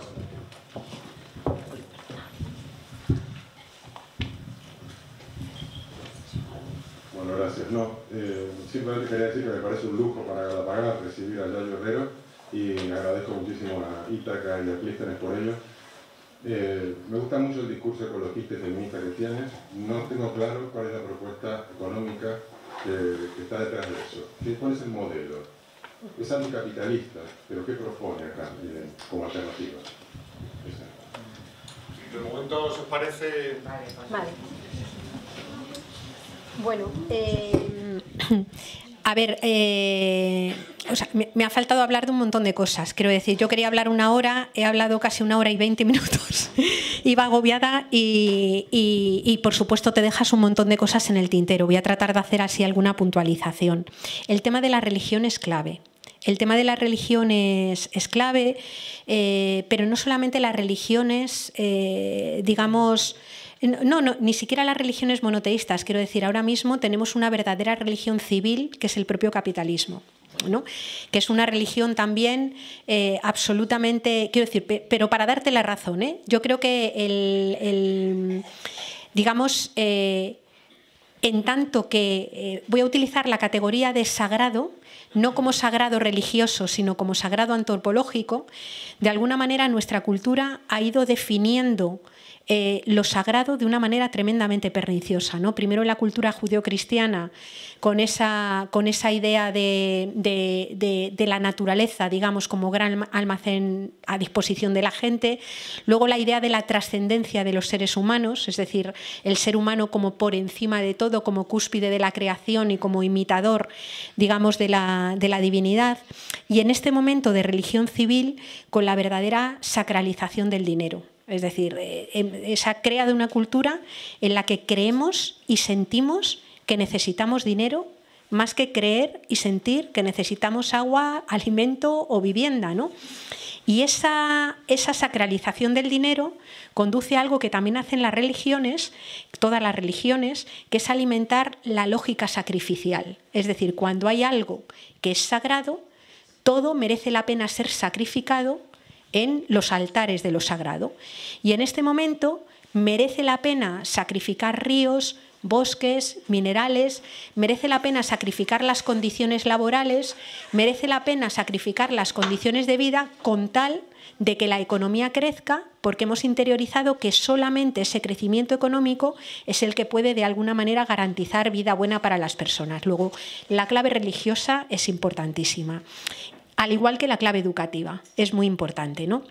Digamos que probablemente somos la única cultura y el único momento cultural en la cual podríamos decir que estamos educando a nuestros niños y niñas y a nuestros jóvenes en contra de su propia supervivencia.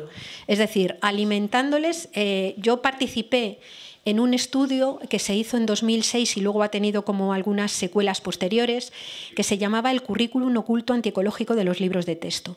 Revisamos libros de texto de sexto de primaria y de primero de bachillerato de todas las asignaturas y de un elenco importante de las grandes editoriales, ¿no? Y por no entretenerme mucho, el resultado de ese estudio fue que el currículum educativo en todas las asignaturas viene a ser una verdadera inyección de neoliberalismo en vena a los niños y a las niñas desde que nacen. O sea, en este momento tengo la suerte de poder estar trabajando en un proyecto en el que lo que estamos haciendo es coger el currículum LOMCE, el que está definido en la LOMCE. Hemos establecido hasta 13 ejes que nos parecen importantes desde el punto de vista de la transición a una sociedad justa y ecosocial y los hemos cruzado. Y lo que hemos hecho ha sido componer la propuesta de un currículum alternativo que incorpore todas estas cosas para todas las etapas desde infantil hasta bachillerato. Ahora mismo lo estamos implantando en plan piloto en tres centros educativos y la idea que tenemos es elaborar materiales que de alguna manera puedan ir impulsando ese modelo, sabiendo que la educación como todo, vuelve a ser un verdadero territorio de batalla, es un campo de batalla. Es decir, cuando nosotros nos adentramos en cómo se hacían los currículum y los libros de texto, nos encontramos con el importante campo de presiones que hay alrededor de los ministerios cuando hay que elaborar una ley educativa nueva. Y ahí intervienen los ejércitos, lobbies económicos, es decir, todo el mundo intenta que lo suyo salga y te encuentras con paradojas tremendas. Por ejemplo, en los libros de economía de bachillerato de cuarto de la ESO, cuando se habla de la economía de la empresa, la fórmula de empresa cooperativa no existe, no se habla de ella. Es sociedad limitada, sociedad laboral en todo caso, es decir, las fórmulas de la economía social y solidaria no existen. Es imposible enterarte de que existen fórmulas empresariales que se llaman empresas de iniciativa social, que se definen por no generar beneficios. Generan el trabajo, pero no pueden repartir beneficios. Esas empresas existen, ¿no? O, por ejemplo, y voy a enlazar con la siguiente pregunta que se hacía, los libros de texto son también como un canto al mito tecnológico impresionante. Es decir, porque eso está muy, muy presente en el momento actual y también en los libros de texto, ¿no? Es muy cierto lo que has planteado en la pregunta, ¿no? Ahora mismo ya no estamos tanto en la pelea de que se reconozca que hay una crisis ecológica, que ha sido una lucha intensa por parte del movimiento ecologista, porque tanto en cambio climático como en otras cosas había un negacionismo muy fuerte. Ahora mismo se reconoce y la disputa está en cómo se soluciona, ¿no? Y lo que nos hemos encontrado, lo que nos estamos encontrando, es que las propias empresas tecnológicas o las propias empresas energéticas que han causado la crisis se postulan como aquellas que la pueden de alguna manera resolver por la vía de la tecnología. Es decir, lo que se postula es que esté todo el mundo tranquilo, que nadie hable de repartir la riqueza, que nadie hable de cambiar el modelo económico, porque la propia tecnología va a ser capaz de inventar algo, y eso está muy asentado en los imaginarios sociales, porque nuestra generación dice, ¿cómo no van a inventar algo que resuelva esto si siempre, midiendo a la escala de nuestra propia vida, se ha inventado algo que pueda resolverlo, ¿no? Claro, la tecnología, desde mi punto de vista, es condición absolutamente necesaria para salir de la crisis, pero no es condición suficiente. Hacen falta medidas políticas, y os pongo algunos ejemplos. El coche eléctrico. El coche eléctrico es estupendo y por supuesto que tenemos que intentar ir a electrificar el transporte, pero lo que no es factible. O sea, yo una tarde estuve echando las cuentas, miraba los minerales que hacen falta para construir un coche eléctrico, miraba el parque actual de vehículos motorizados que existen, hacía unas sumas y unas divisiones bastante simples, y lo que me sale es que para transformar el parque actual de coches a vehículo eléctrico, el de coche motorizado de motor convencional a vehículo eléctrico, harían falta el doble de las reservas de litio existentes y el 95% de las reservas de platino. Y resulta que no hay el doble de las reservas de litio existentes, hay las reservas de litio existentes que además pretenden ser utilizadas para muchas otras cosas, transición a renovables, en sí. Eso quiere decir que ese planteamiento es falaz e inviable, y lo que te encuentras es que la pulsión tecnológica es tan grande que a gente que tiene la cabeza súper bien puesta se le olvida preguntarle cuántos kilos de cosas hay para hacer eso. No se lo preguntan y se van haciendo propuestas, se apuesta tecnológicamente y se invierte en cantidades importantes de dinero en desarrollar esas líneas que no van a poder resolver el problema a esa escala. Sí que lo pueden resolver, obviamente, si decimos, bueno, el modelo de transporte público y colectivo, con mucho menos transporte motorizado y, por supuesto, transporte electrificado para el que haya que hacer. Pero la palabra clave es menos, ¿no? Y algunas personas, algunos teóricos, y a mí me parece que es bastante plausible, hablan de que si la apuesta es solo tecnológica y no lleva de la mano incorporada la idea de la justicia, se podría llegar a construir una apuesta de corte ecofascista, que fuera ecológica, pero que no diera cobertura a las mayorías sociales. Por tanto, hace falta tecnología, hace falta buena y magnífica investigación y ciencia para resolver los problemas que tenemos, pero eso no evita el reparto de la riqueza y eso no evita en pensar cómo vamos a organizar la sociedad para caber todas y todos, ¿no? Y ese mito tecnológico está presentísimo, ¿no? Es decir, esa mitología y la ausencia además de conciencia crítica ante la tecnología, que ha proporcionado muchísimas cosas buenas, pero algunas también desastrosas. Ese planteamiento no está muy presente, digamos, en las mayorías sociales, ¿no? En cuanto al tema, la persona que hablaba de la quema de combustibles fósiles y la ganadería era arriba, ¿no? Sí. Bueno, digamos que el inicio del cambio climático ha sido por la quema masiva de combustibles fósiles, sobre todo de carbón y tal, pero desde hace algún tiempo se han venido produciendo algunos otros factores que han intensificado de una forma tremenda, ¿no? La agricultura industrial, básicamente porque ha provocado un enorme cambio de los usos del suelo, es decir, suelos que no habían sido suelos agrícolas han sido roturados, han sido cultivados y digamos que cantidades importantes de nitrógeno o cantidades importantes de metano que había en esos suelos han sido liberados a la atmósfera, teniendo el metano pues un poder, por ejemplo, de calentamiento global bastante mayor que el CO2, ¿no? Y de forma más reciente, la proliferación de la ganadería industrial. La ganadería industrial ahora mismo es un foco de emisiones de gases de efecto invernadero brutal, entre otras cosas porque hay muchísimo ganado y las flatulencias de las vacas, las flatulencias del ganado tienen unas cargas de metano tremendas que ya impactan de una forma notable y además para poder alimentar esa ganadería industrial hace falta mucho cultivo de grano, mucho cultivo de pienso porque no se alimentan de la hierba que comen sino que se alimentan de pienso industrial. Eso ha provocado muchísimo. Esto quiere decir que para poder caminar a una sociedad justa y sostenible tenemos que evolucionar a dietas en las que se consuma muchísima menos proteína animal, muchísima menos proteína animal. Es decir, si nos preguntamos si toda la población del planeta podría comer carne o pescado 3 o 4 días a la semana, el resultado es que ni de coña, no hay, ¿no? Por tanto, comer carne 3 o 4 días a la semana, en términos simplemente de justicia, no es un derecho, sino más bien un privilegio, ¿no?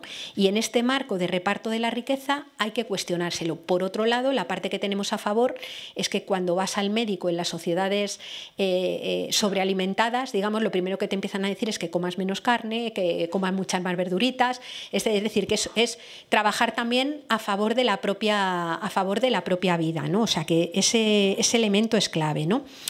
¿Qué opciones? A ver, trabajar todo el modelo de consumo es un tema clave, es un tema importantísimo, ¿no? El capitalismo, y aquí, bueno, por no enrollarme demasiado, ¿no? Pero el capitalismo es un potentísimo generador de insatisfacción. Potentísimo generador de insatisfacción.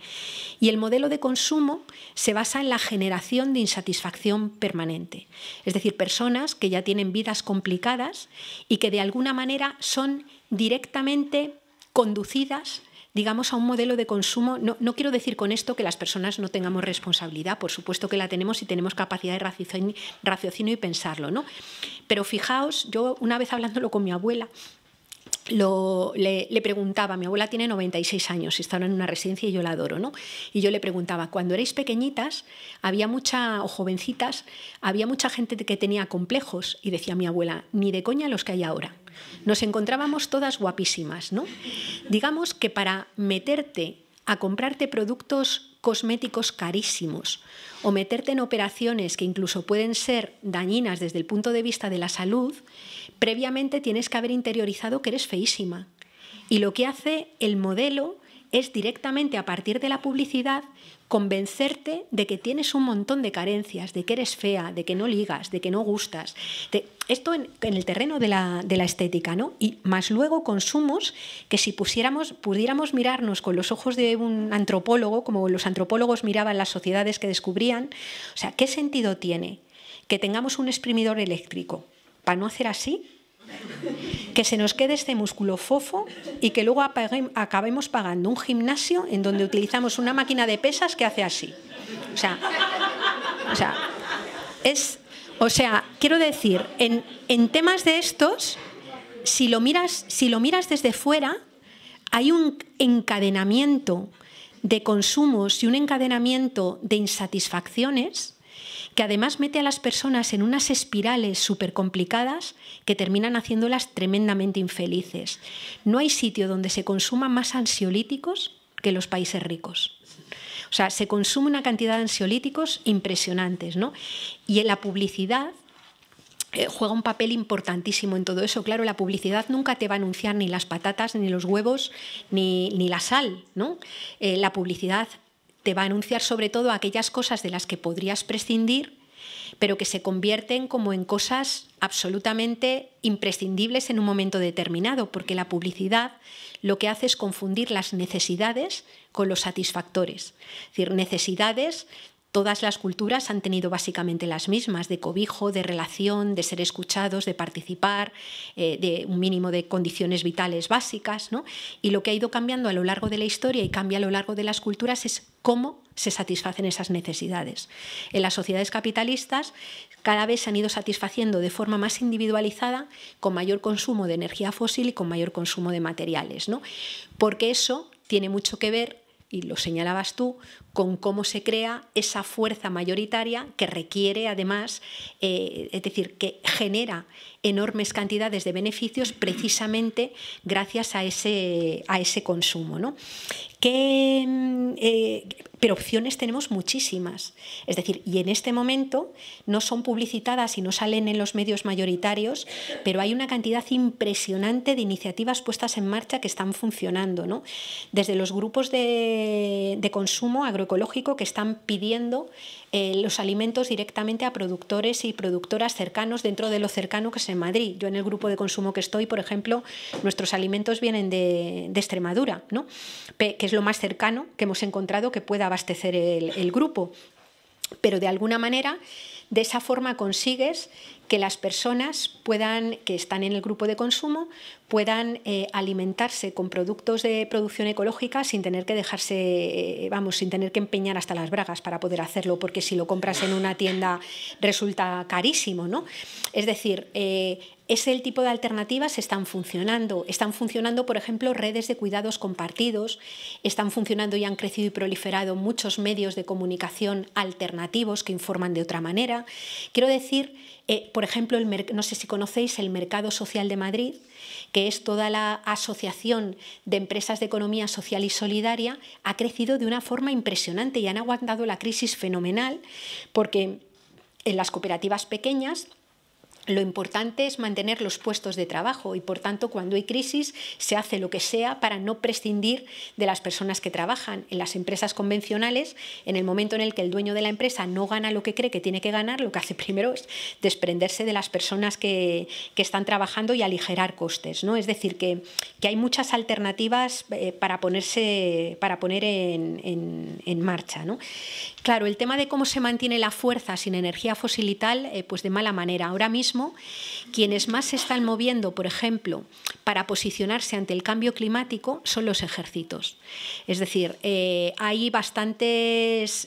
los ejércitos, los papeles, por ejemplo, que manejan los ejércitos de Francia, de Estados Unidos, la OTAN, son conscientes de que, claro, la disponibilidad de energía fósil y el cambio climático, dicen ellos que es un multiplicador de las amenazas, y los ejércitos se postulan como los verdaderos especialistas del caos.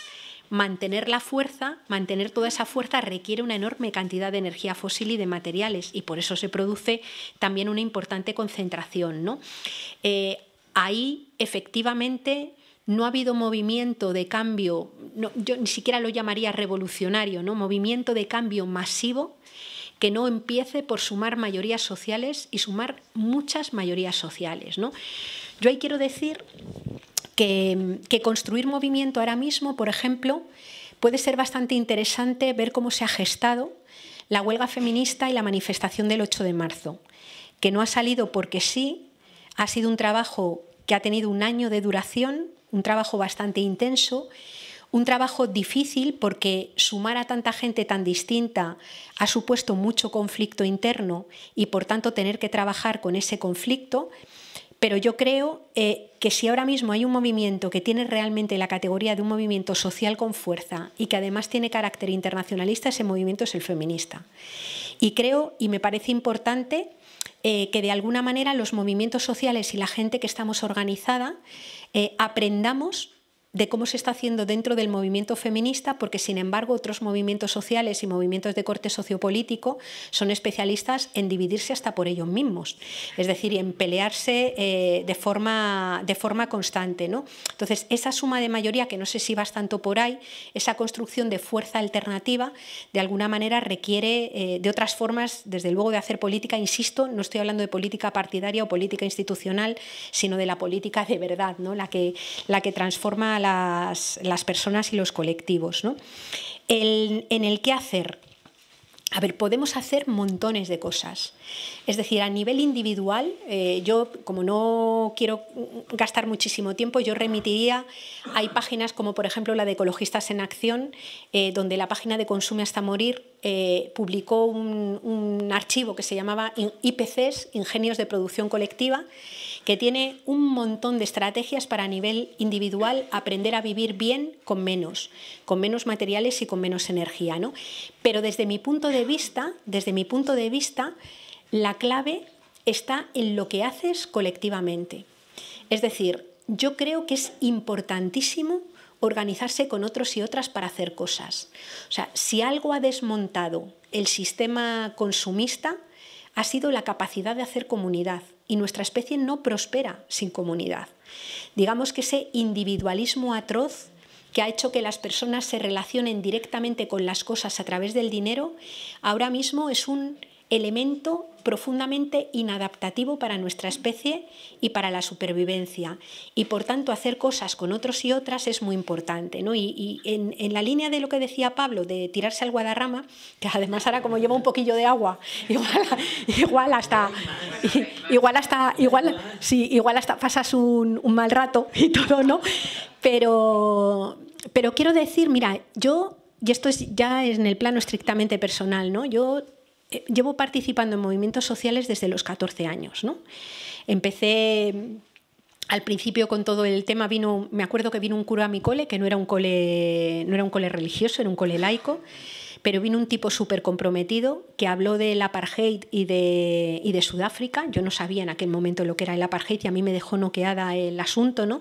Y yo empecé un poco a interesarme por eso, ¿no? Y el activismo lo he desarrollado casi, bueno, en el movimiento sindical parte y otra parte en mucho tiempo en Ecologistas en Acción, que es como mi casa, ¿no? Es mi casa donde yo me encuentro ahí de alguna manera recogida, querida, reconocida, y donde... Entonces, hacer cosas con otros y otras es alucinante. O sea, incluso cuando en lo cotidiano y pasándolo fatal se pueden hacer montones de cosas. Yo no sé si os habéis fijado que cuando hay fotos en un telediario y sale una ciudad recién bombardeada, o sale un campo de refugiados, o sale un campo de personas que están acogidas, pues de estas personas que rescatan en las pateras o en los barcos, siempre en algún rinconcito ves o un grupito de niños y niñas jugando o una cuerdecita con ropa tendida. Quiero decir que en las circunstancias más difíciles, en los momentos más complicados, con los momentos de violencia más atroz, hay gente que se sigue enamorando. Hay gente que sigue invirtiendo tiempo, aunque solamente sea para proporcionar la dignidad de una camisita limpia. Hay niños y niñas que quieren seguir jugando, ¿no? Y creo que esa fuerza de la vida nos permite asegurar que incluso en circunstancias difíciles, en la vida cotidiana, con otros y otras podemos seguir generando muchas islas de felicidad. Islas de felicidad que componen una especie de archipiélago en un mar capitalista y destructivo, pero que son islas en las que es posible crear comunidad ecológica, antipatriarcal, justa y, a ser posible, muy alegre, ¿no? Yo cuando estoy con mi gente de ecologistas o con gente de otros colectivos con los que... Fíjate tú si el movimiento ecologista ha perdido cosas. Tenemos carpetas así de gordas con sentencias ganadas de carreteras ilegales, de aeropuertos ilegales, donde pasan los coches todos los días y tal. Es decir, que podríamos tener la autoestima baja porque realmente en todo el tiempo que llevamos funcionando no hemos conseguido detener el deterioro global. Pero es un movimiento que tiene una autoestima altísima. Y para mí la autoestima es alta porque yo veo todos los días, al final dices, bueno, la vida alternativa la construyes en todos los días. Y yo miro a mis compañeros y a mis compañeras y digo, pues mira, caminaremos al colapso, pero yo voy súper bien acompañada.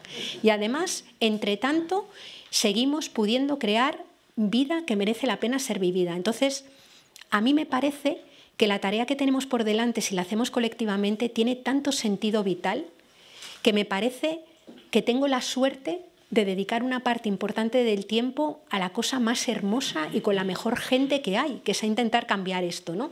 Y eso genera una autoestima colectiva y una felicidad permanente que es alucinante, ¿no? O sea que merece, yo creo que mucho la pena, ¿no? Efectivamente, he ido hablando del daño y de la invisibilidad de los animales no humanos y de la explotación de otras especies, pero tampoco he tenido tiempo para meterme con ello, ¿no? A mí me parece que nuestra cultura es una cultura atrozmente violenta con el resto del mundo vivo y con las otras especies, ¿no? No solamente en las formas de comer, yo la ingeniería que estudié fue la agronómica, ¿no? Y yo me pasé temporadas sin poder casi ni ver un huevo, porque cuando veía el huevo me venía inmediatamente el olor de las granjas de gallinas industriales en las que yo había estado. Es decir, mi conciencia ecológica se despertó cuando empecé a ir a granjas intensivas y pensaba, ¿habrá que hacer esto para comer? Yo he visto vacas de ordeño mecánico, o sea, vacas lecheras a las que les ponían el ordeño mecánico y muchas veces, muchas vacas con bastante frecuencia tienen como pezones no funcionales, además de tener los 4 pezones de la ubre, tienen como pezones no funcionales que salen ahí como que les salen, vamos. Yo he visto cortar esos pezones con unas tijeras para poder meter la ordeñadora en un tiempo en el que hay un spray, vamos, o una anestesia que se puede dar local para hacerlo sin sufrimiento.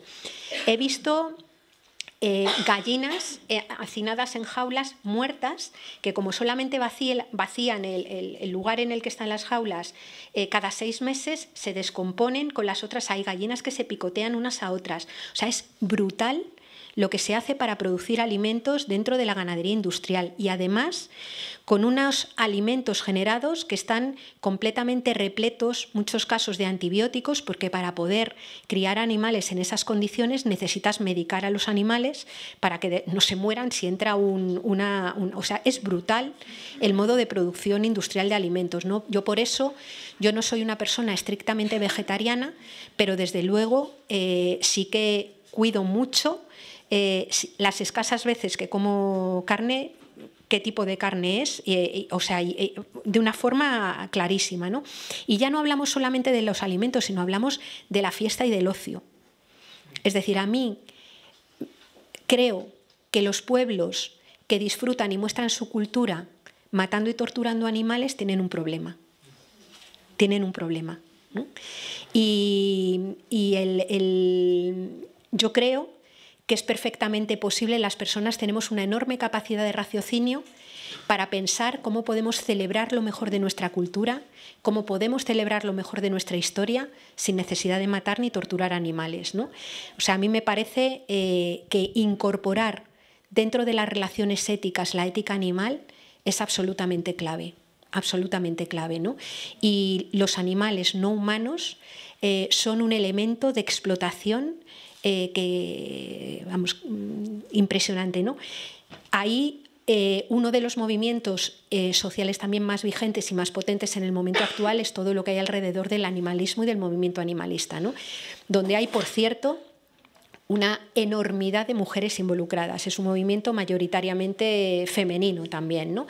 Y yo a veces digo, madre mía, qué valor le echan, porque independientemente de la acción, ponerte en la puerta de la Plaza de Toros de las Ventas, los días de feria y ver cómo sale la gente y estar ahí poniendo el cuerpo, yo digo, o sea, qué miedo, ¿no? O sea, que su activismo, la verdad que me genera una enorme admiración, y creo que sí, que los animales tienen que ser incluidos dentro de las relaciones éticas, y a veces se dicen, ¿te importa más un animal que una persona? Pues es que el corazón de las personas es muy grande y caben los dos. Cabe preocuparte por las personas y cabe también preocuparte por los animales, ¿no? Y en cuanto a la propuesta económica que hay detrás, es una propuesta clarísima, no sé, Jorge allí, es una propuesta clarísimamente anticapitalista. Yo le puedo dar un nombre que es un nombre que responde a cómo yo me sitúo, pero no pretendo que sea la propuesta que sea obligatoria para todo el mundo. Pueden ser muchas, ¿no? Yo creo, o me encuentro cómoda dentro de las propuestas que hay alrededor de lo que se ha llamado ecosocialismo, ¿no? Que es una forma de producir bienes y servicios que tengan en cuenta los límites físicos del planeta. ¿Qué tipo de propuesta o por dónde van las líneas de esta propuesta?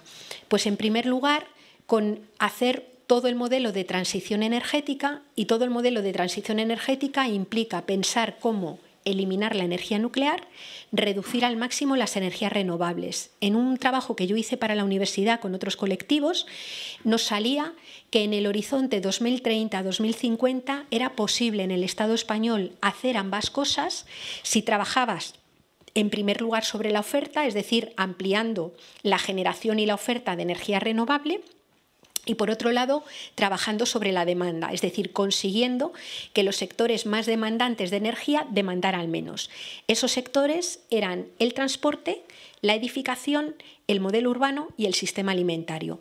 En los 4 ejes hay propuesta elaborada para ver cómo aprender, digamos, a cultivar. En un territorio como el de España, por ejemplo, que está viviendo un momento de despoblación del campo tremendo, digamos que la relocalización de la agricultura y la capacidad de generar y dinamizar un tejido rural vivo es importante, porque el campo se está quedando vacío, pero nosotros y nosotras todavía tenemos capacidad para producir alimentos dentro de nuestros territorios. Lo que pasa que mucha gente no quiere vivir en los pueblos porque los pueblos no tienen servicios, y porque en los pueblos las primeras que salen por patas son las mujeres.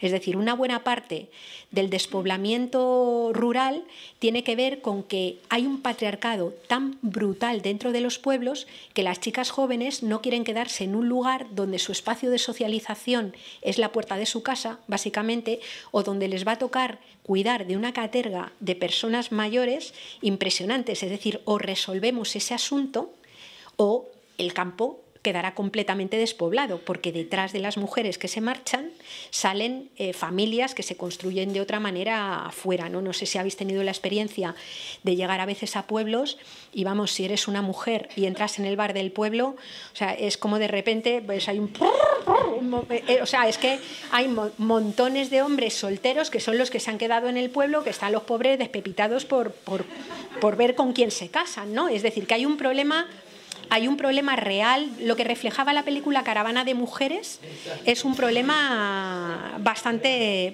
real, ¿no? En otros ámbitos, por tocar otros sectores de la economía, el modelo productivo, yo creo que, o nosotros lo que proponemos es también la socialización de algunos bienes comunes básicos. Es decir, y cuando estoy hablando socialización no me estoy refiriendo a la mera estatalización. Es decir, que no siempre lo estatal sigue los criterios de lo público. Es decir, ahora mismo la Rey Juan Carlos, por ejemplo, nos lo muestra de una forma importante, ¿no?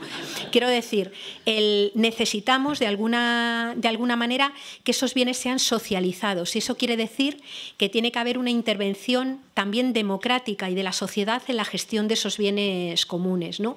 En Holanda, por ejemplo, los diques que contienen el agua, que son obviamente públicos, la forma de gestión es muy curiosa. Interviene la institución pública, intervienen técnicos, ingenieros que velan por cómo está el dique, pero luego intervienen vecinos cercanos al dique, que además funcionan por sorteo, es decir, periódicamente tienen que estar en el marco de vigilancia o sea, podríamos pensar fórmulas ahí.